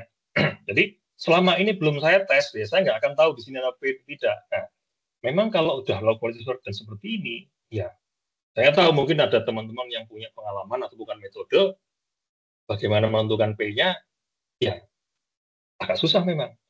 Ada metode tadi kalau kita sebutkan di slide yang di depan tadi, itu ada menggunakan RT per RO atau resistivity ratio. Jadi kita harus membuat rasio resistivity kapan dia berisi air dan kapan berisi minyak. Artinya kita tidak bergantung dari saturasi yang kita hitung, tapi bergantung dari resistivitas saja. Tapi harapannya adalah masih ada perbedaan antara bacaan resivity yang isinya minyak dan resivity yang isinya air. Kalau sudah tidak ada perbedaan sama sekali, ya nggak akan bisa juga, karena yang mau kita bandingkan itulah RT dibandingkan dengan RO. Kalau tadi definisinya RT dan RO kan, RT itu kan adalah resivity yang isinya semua fluida, RO ada yang isinya 100% air. Nah, kalau sudah tidak ada bedanya isinya 100% air dan isinya 100% dengan yang isinya minyak, maka RT per RO ya ketemu nanti satu juga harganya, atau mungkin malah lebih kecil dari satu. Yang terjadi ya P tidak akan bisa terdefine juga gitu. Nah, kalau misalnya kondisi reservoir kita itu RT dan RO masih ada bedanya, bisa dengan metode itu untuk menentukan P. Kita hitung RO di semua interval. Jadi kita harus hitung dulu berapa sih harga RO-nya, nanti akan kita ketemu kurva RO. Nah, kurva RO itu kita bandingkan dengan resivitas yang kita peroleh dari sini. Di RT dibagi dengan RO, nah baru dari situ kita lihat RT per RO berapa sih yang nanti akan ada minyaknya. Nah, itu bisa jadikan sebagai petunjuk untuk menentukan P. Itu juga bisa, Mas. Itu sih kira-kira jawabannya. Oke, terima kasih Pak Eri. Pertanyaan selanjutnya dari Mas Epo. Belakangan ini banyak yang menggunakan machine learning untuk bermain dengan LQR. Apakah Pak Eri ada pengalaman terkait hal tersebut? Silakan. Enggak pernah. Saya enggak jago dalam hal AI apa namanya machine learning ya. Tapi itu memang bisa diaplikasikan bisa. Jadi tapi dalam bayangan saya itu nanti pasti inputnya juga ini juga, gitu kan ya. Jadi kayak tadi saya baru tadi sore saya diskusi mengenai masalah ini machine learning. Tapi machine learning adalah untuk menentukan cut-off. Nah, jadi artinya adalah metodenya sama kayak tadi apa namanya HPI ini juga. Tapi kalau tadi ini di sini kan menggunakan trial and error, saya naikkan ini, saya turunkan ini. Nah, ini yang dibuat machine learning ada di sini. Nah, pakai machine learning cut-off ini supaya menghasilkan warna-warna ini. Nah, gitu. Jadi machine learning-nya di situ. Saya belum pernah melakukan itu, tapi baru tadi sore saya diskusi dengan kawan saya mengenai masalah gimana kalau seandainya ini pakai machine learning aja, gitu kan ya. Jadi nggak perlu trial and error, kan ini kan trial and error cukup lama ini, menyita waktu juga nih. Saya naikkan jadi 4, gitu kan ininya kan. Toleransinya saya turunkan sampai menghasilkan warna ini sesuai dengan warna tes, gitu kan. Gitu. Nah, mungkin kalau aplikasi machine learning yang baru kebayang dengan oleh saya saat ini ya ini untuk menentukan ini sebenarnya. Tapi bahwa langsung dari machine learning itu langsung keluar P di situ saya belum kebayang dan belum pernah melakukan itu. Itu sih, Mbak. Oke, terima kasih Pak. Pertanyaan selanjutnya dari Mbak Ira, ini ada 2 pertanyaan, mungkin saya langsung gabungin aja ya. Yang pertama, untuk penentuan cut-off-nya itu apa bisa digunakan di lapangan di luar Central Sumatera Basin selama memenuhi kriteria LQR yang disebutkan? Untuk pertanyaan keduanya, dan jika di lapangan tersebut tidak ada data tes, apakah ada alternatif lain untuk memvalidasi hasil HPI-nya? Silakan, Pak. Ya, kalau untuk masalah cut-off ini sebenarnya cut-off ini lebih ke arah ini sebenarnya. Hanya applicable bahkan di sen ini aja. Jadi bisa aja cut-off ini hanya berlaku untuk sen yang ini. Tapi sen yang ini mungkin bisa beda lagi. Begitu. Nah, apalagi kalau kita bicara udah di field sebelah, mungkin lebih bicara beda lagi. Jadi akan lebih bagus kalau kita punya pilot di sen ini sendiri. Jadi kalau saya misalnya diminta untuk membuat HPI untuk sen ini, ya kalau bisa ada pilot di sen ini. Untuk membuat apa namanya HPI di sen ini, ya saya harus mempunyai pilot di sini. Nah, cuma masalahnya kan memang tidak semuanya akan punya itu, punya luxury, punya data-data itu ya. Kadang-kadang kan orang zaman dulu mungkin nggak mikir nggak akan buka itu. Jadi kita mungkin malah sebagai pionirnya untuk membuka sini itu kan ya. Nah, kalau seperti itu keadaannya ya itu tadi mungkin bisa menggunakan analog dulu aja. Itu hanya untuk memancing aja supaya apa namanya purpose kita untuk buka di situ di approve sama manajemen kan. Biasanya manajemen yang kita nih nggak ini nih. Ya nggak apa-apa, nanti kita pakai itu aja dulu, kita yakinkan dengan menggunakan analog mungkin di well sekitarnya. Dari analog itu di sini harusnya bisa mengeluarkan minyak nih, gitu kan? So oke. Nah, kalau misalnya nanti dites ternyata yang tadinya keluar minyak ternyata nggak keluar atau mungkin keluar tapi dengan rate yang mungkin tidak sama dengan yang ini, ya pasti kita adjust dari itu cut off di situ. Gitu kira. Jadi memang pilot itu memang sangat krusial di sini karena untuk melihat karena memang cut off ini kan berdasarkan hasil tes itu. Jadi bacaan log ini itu kan mencerminkan akan digunakan untuk membuat cut-off producibility di sini gitu. Jadi memang harus ada pilotnya dulu. Begitu sih Mbak. Jadi kalau nggak ada pilotnya ya dengan sangat terpaksa agak susah, tapi ya itu bisa dipakai analog juga nggak apa. Tapi sebagai starting point aja. Begitu kita sudah punya data aslinya, nah baru kita adjust di situ. Kira-kira seperti itu. Gitu Mbak. Kira-kira dua-duanya tadi udah kejawab ya? Kurang lebih sebenarnya terjawab sih Pak. Yang kedua Ya, yang tidak ada data test, tapi kan ya memang itu tadi. idealnya kita punya pilot ya gitu. Oke. Gitu. Pertanyaan selanjutnya dari Mas Jauhar, apakah kita masih perlu untuk mempertimbangkan vertical permeability yang biasanya kita peroleh juga dari analisis core sebagai salah satu indikator HPE untuk tipe-tipe LQR yang memiliki vertical barrier, terlepas dari cutoff yang biasanya sudah menjadi acuan dasar untuk melihat barrier tersebut. Silakan, Pak. Setuju. Jadi saya tidak menyinggung itu karena saya anggapannya adalah tidak semua data kita punya ini apa namanya lapangan punya luxury data vertical probability. Tapi kalau punya ya itu bisa kita pakai sebagai apa namanya tambahan informasi ya untuk melihat apakah tipe 1 reservoir saya itu akan mempunyai kemungkinan besar untuk channeling ke atas atau tidak. Kalau saya mungkin saya tipe 1 nih, tapi VPVS-nya itu VPVS sorry apa namanya KVKH-nya itu ternyata kecil. Kalau KVKH kecil berarti kan ya probabilitas vertikalnya itu jauh lebih kecil daripada probabilitas horizontalnya. Artinya berarti kemungkinan untuk mengalir ke atasnya itu sedikit. Walaupun tipe 1, tapi kalau KVKH kecil mungkin masih oke itu kalau kita perforasi agak sedikit lebih bawah. Nah, kira-kira seperti itu. Jadi kalau memang ada informasi itu, informasi vertical probability, maka bisa kita gunakan sebagai komplement atau tambahan informasi atau strategi tambahan informasi untuk membuat strategi perforasinya seperti apa. Seandainya kita ketemu model tipe 1. Jadi benar Mbak, memang bisa kita pakai itu data itu. Gitu. Oke, selanjutnya ada pertanyaan dari Mbak Anissa. Apakah metode ini proven pada reservoir yang tidak memiliki hydrocarbon indication dari data pemboran, baik oil show atau gas chrome? Gimana, Pak? Proven? Oke. Nah, saya lagi mikir dulu nih. Jadi dari apa namanya MATLAB lah ya, itu tidak ada minyak, tidak keluar segala macam kan ya.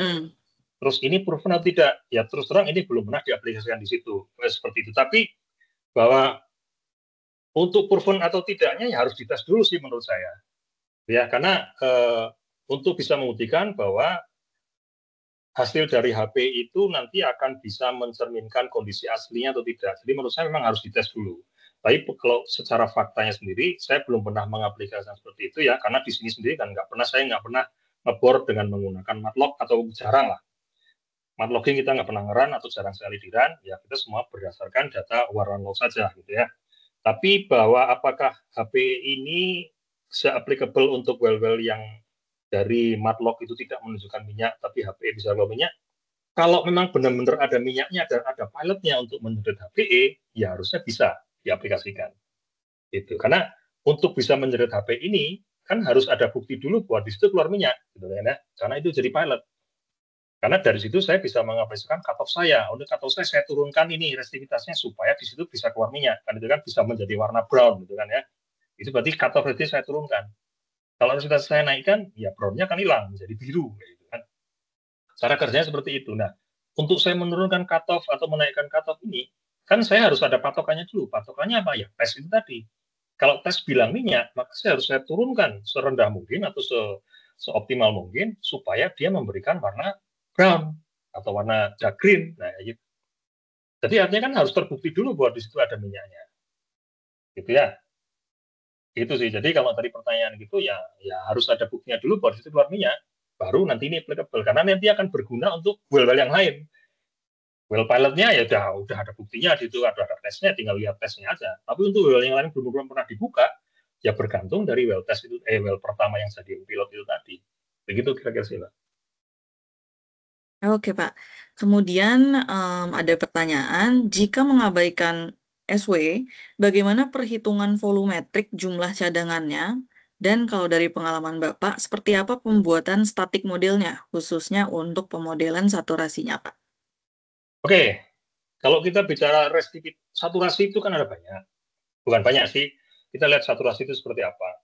Kalau saya di sini membedakan saturasi itu ada 3. Pertama adalah saturasi irreducible. Yang kedua adalah saturasi inisial. Yang ketiga adalah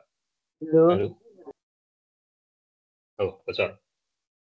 Satu irreducible, saturasi inisial, satu lagi adalah saturasi current. Saya sebut current adalah saturasi yang dihitung dengan menggunakan resistivity.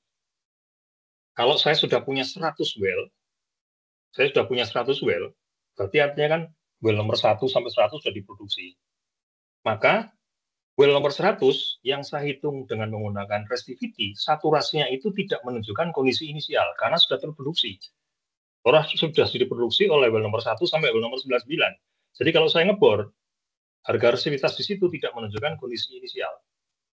Yang kondisi inisial cuma well nomor 1, mungkin well nomor 2 masih, kan ya. Artinya apa? Artinya adalah saturasi base resistivity itu yang saya sebut sebagai saturasi current, itu hanya valid pada saat well itu dibor saja. Kan ya, kalau well nomor 100 berarti hanya valid di kondisi pada saat well nomor 100, artinya sudah mengalami depletion di situ. Nah, kalau kondisi seperti itu, artinya adalah saturasi base resistivity itu tidak bisa saya gunakan untuk menghitung cadangan. Karena cadangan yang saya perlukan adalah kondisi inisial. Ya, kondisi inisial artinya berarti kalau tadi pertanyaannya bagaimana kita menggunakan kondisi inisial, ya jangan menggunakan saturasi base resistivity untuk menghitung cadangan. Apalagi kalau kita sudah dealing dengan lapangan yang well-nya sudah banyak sekali, kecuali kalau well-nya eksplorasi, well nomor 1. Karena well nomor 1 itu kan well nomor 1 itu saturasi yang saya hitung di situ ya kondisi inisial, kan? Nah itu bisa saya pakai. Nah cuma masalahnya kalau memang ketemu well nomor 1 di eksplorasi, yang low quality yang seperti ini, ya ini akan membuat menjadi perhitungan menjadi pesimis. Nah kalau seperti ini keadaannya, yang kita pakai adalah menggunakan SW inisial. Jadi kan saya ada 3 kan, SW irreducible, SW inisial, sama SW current. Kan? Nah SW inisial berarti SW pada saat kondisi inisial. SW inisial bisa dihitung dengan apa? Ya, kalau Mas punya atau Mbak punya apa namanya data PC, ya kita kan bisa menghitung ininya kan ya, apa namanya saturation height function-nya. Nah, saturation height function itu lebih mencerminkan kondisi inisial. Dia nggak terpengaruh oleh produksi dalam kondisi inisial aja. Seandainya batuan saya seperti itu membentuk PC seperti ini, maka saturasi saya pada saat kondisi inisial harusnya seperti ini, gitu. Atau seandainya nggak punya PC, ya pakai SWIR aja, anggapannya berarti nggak ada transition zone gitu kan ya. Karena SWIR irreducible itu kan apa namanya statis ya tentunya. Mau kalau well nomor berapapun SWIR irreducible ya seperti itu. Seperti contohnya gambar yang ini lah, sekarang yang lagi muncul di monitor itu ya.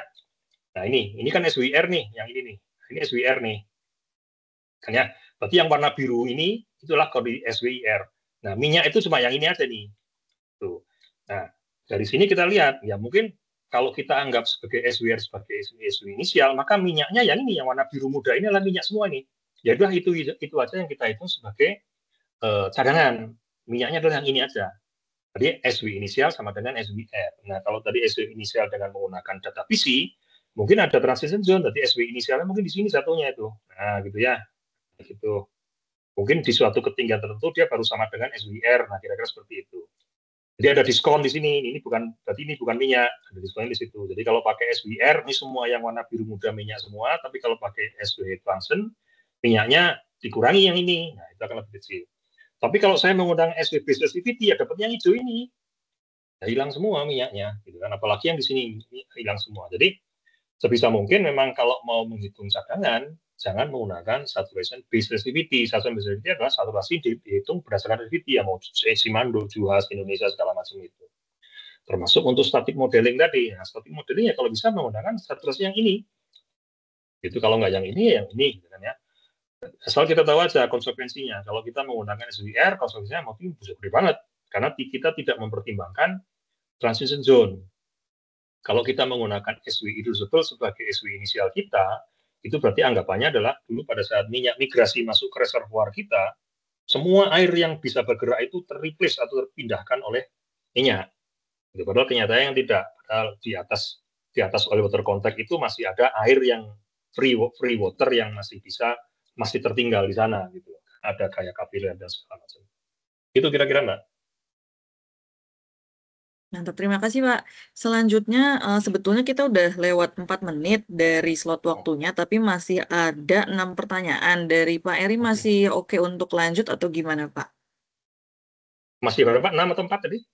Kayaknya ada 6 4. deh, 1, 2, 3, 4, Ya udah 5. 6 itu aja deh. 6 itu Oke, aja udah, nggak apa-apa. baik. Nggak tambah Oke, lagi. terima Oke. kasih Pak. Oke, selanjutnya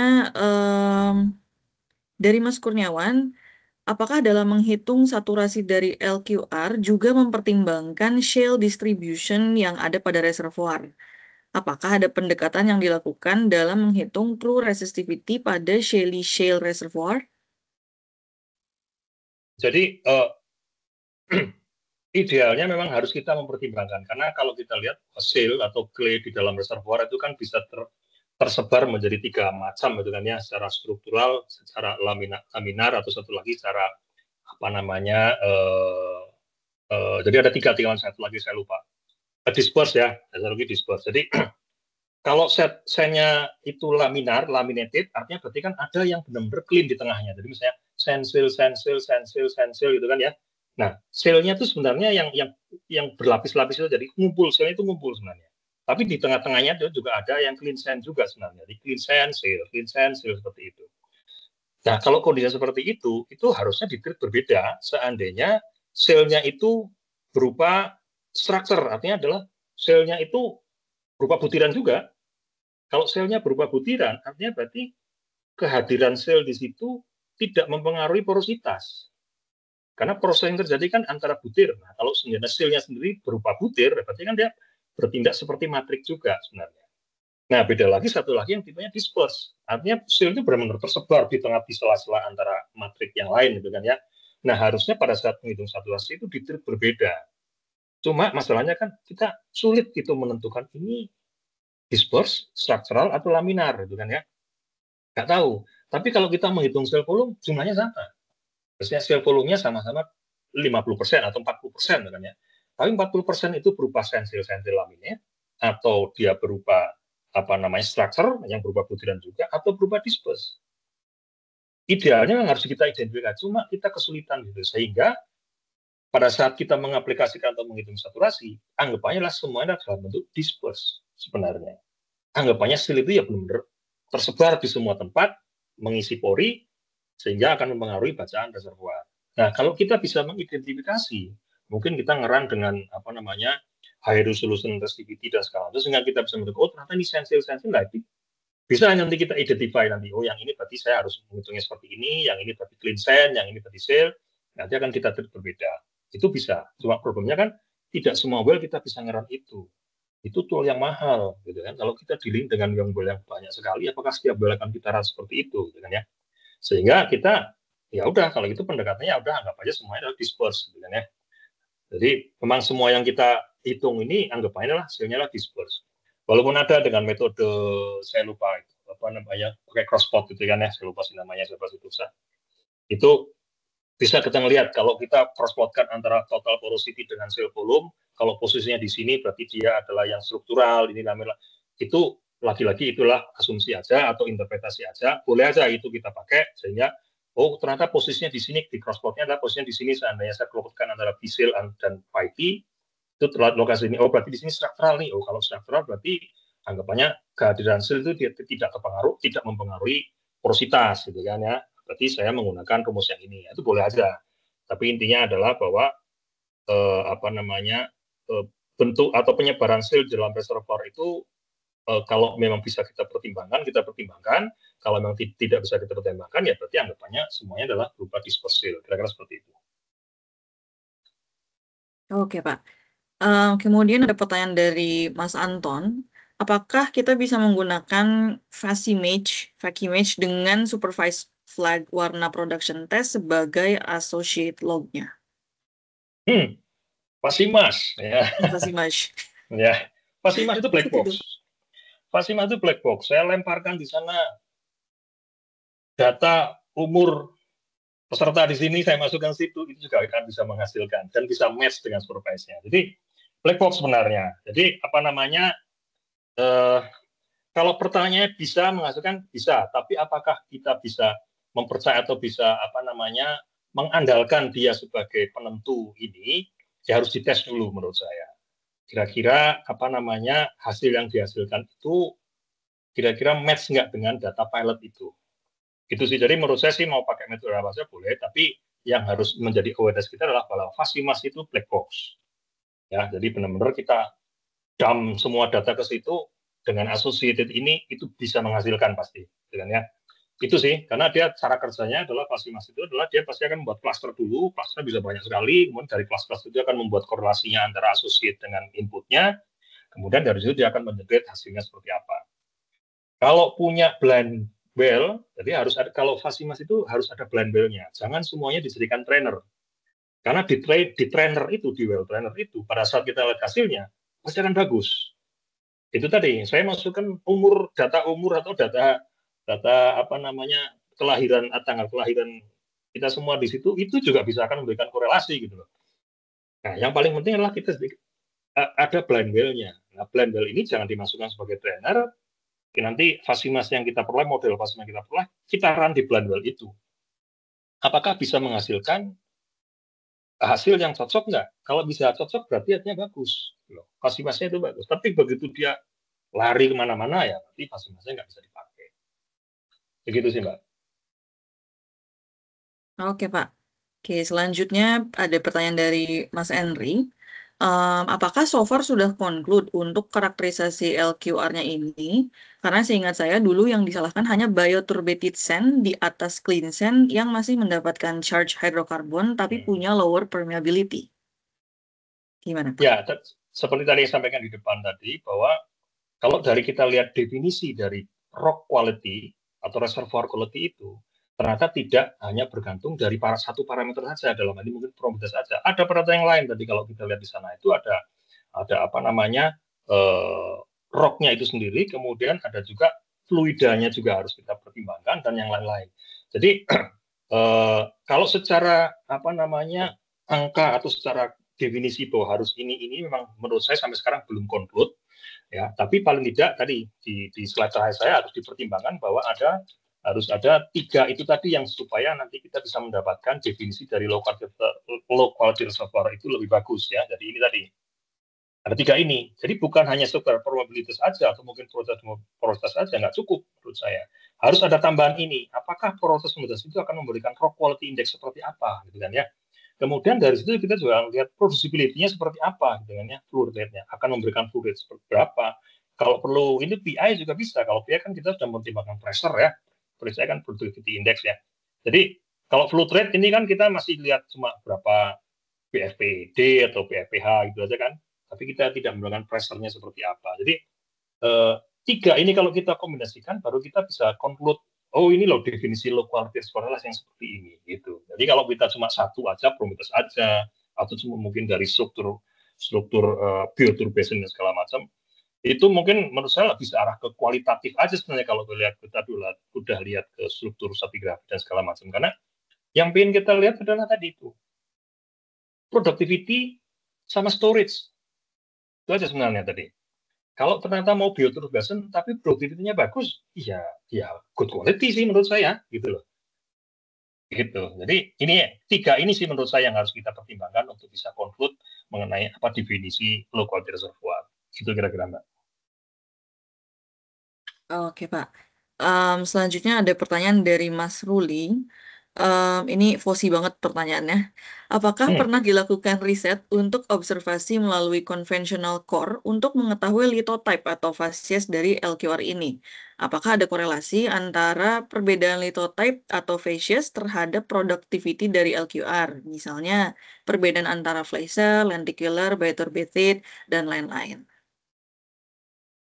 Kalau dari yang pernah saya baca sepertinya pernah ada yang melihat seperti itu. Tapi kalau saya sendiri belum pernah melakukan. Tapi bahwa untuk melihat korelasi antara struktur sedimen, kemudian apa namanya properti dari batuan yang ada di core itu, kemudian dihubungkan dengan produktivitas dan semacam untuk melihat kualitas reservoir, ada.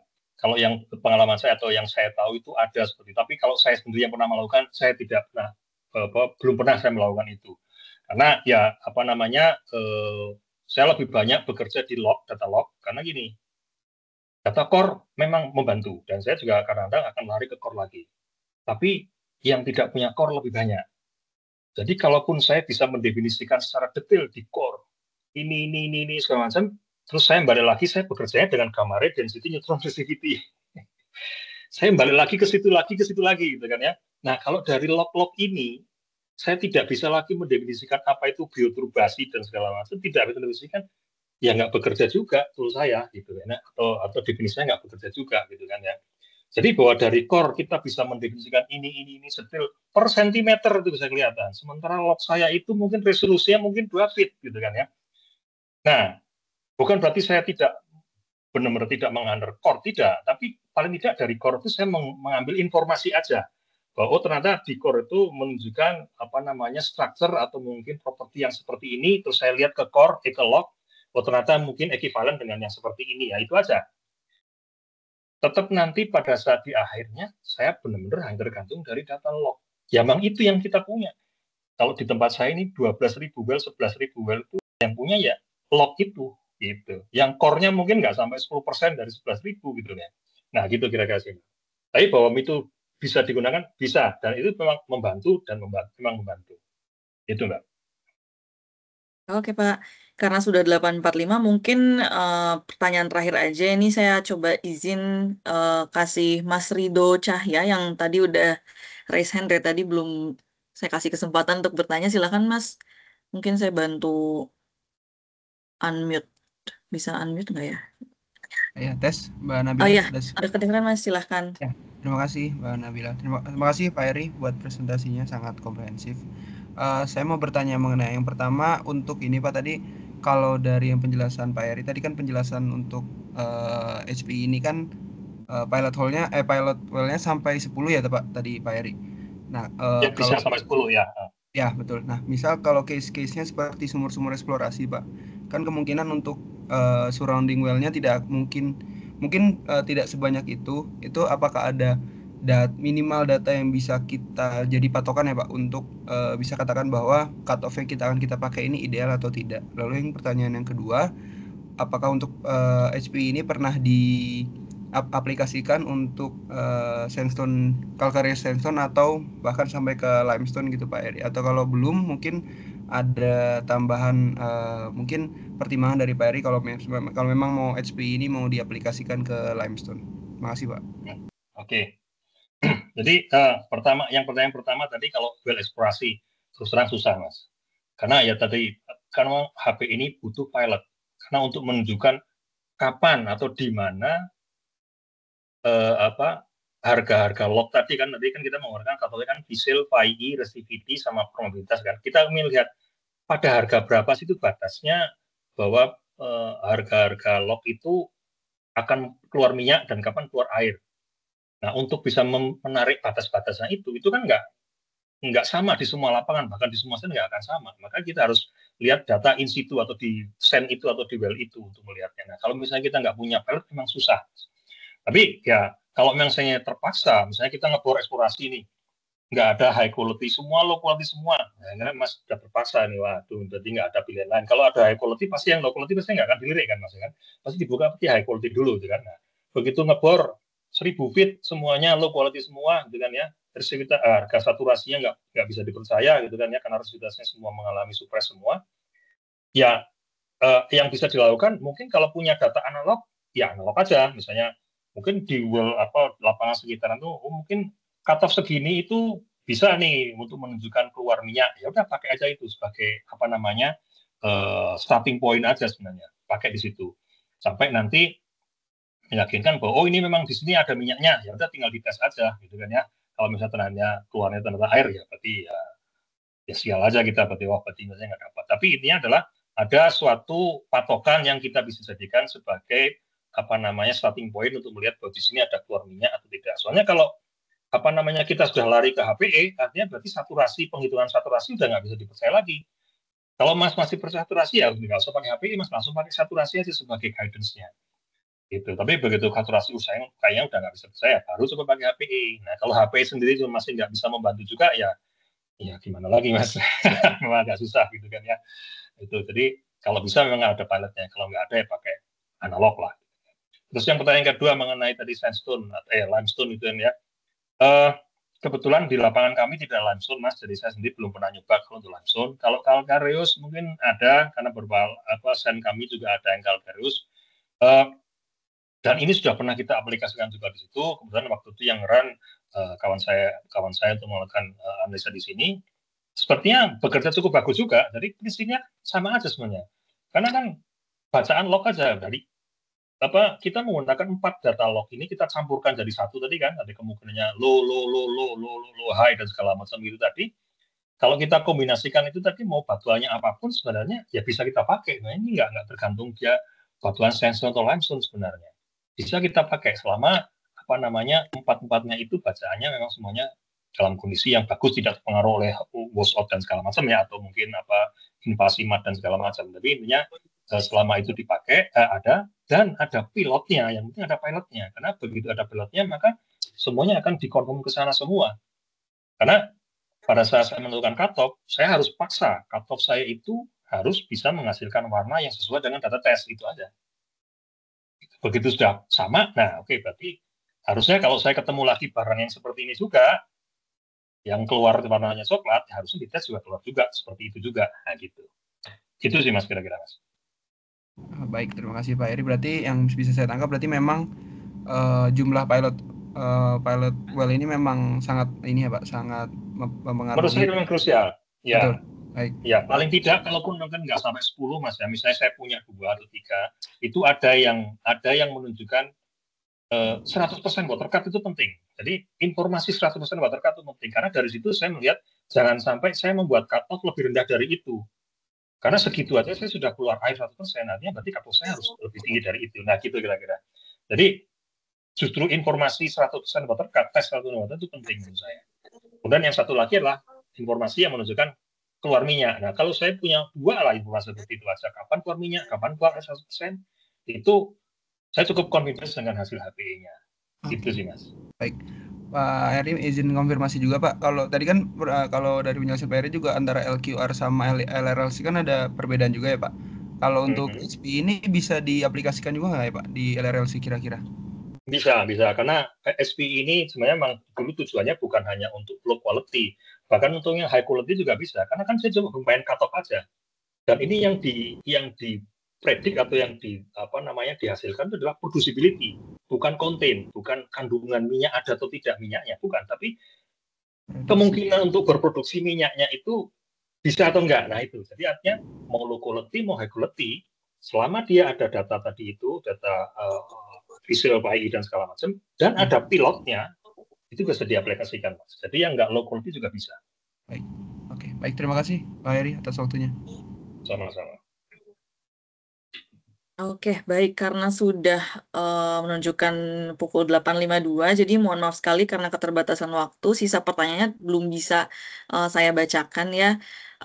Sebelum kita mengakhiri sesi ini, mungkin saya boleh minta tolong bagi rekan-rekan yang bersedia untuk menyalakan kameranya supaya kita bisa take screenshot sebagai bukti dokumentasi talk kita ya. Mungkin saya akan kasih waktu sekitar 10 detik untuk yang mau nyisir, mau pakai jilbab dan lain-lain.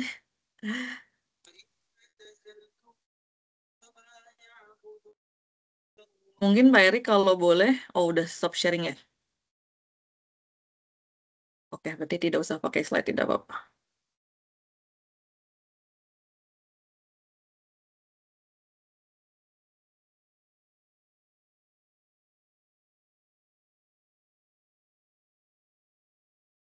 Slide-nya mau dibuka, Mbak? Boleh kayaknya, Pak. Oke, saya Di share slide lagi yang pertama tadi mungkin ya.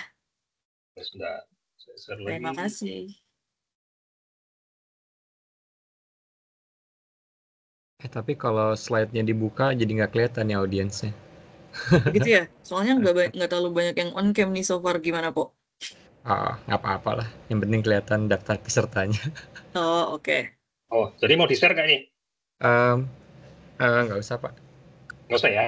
Iya. Oke, saya tutup lagi. Nanti kita buat poster tersendiri buat ini.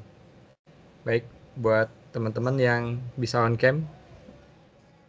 Oke, kayaknya sudah siapnya ya. Kita foto dulu bersama. Aba-aba ada di saya. 1, 2, 3, smile. Nah, satu kali lagi. 1, 2, 3. Satu kali lagi deh, satu kali lagi. Sorry. Baik, siap-siap. 1, 2, 3, smile. Oke. Oke, Monggo. terima kasih Mas Epo.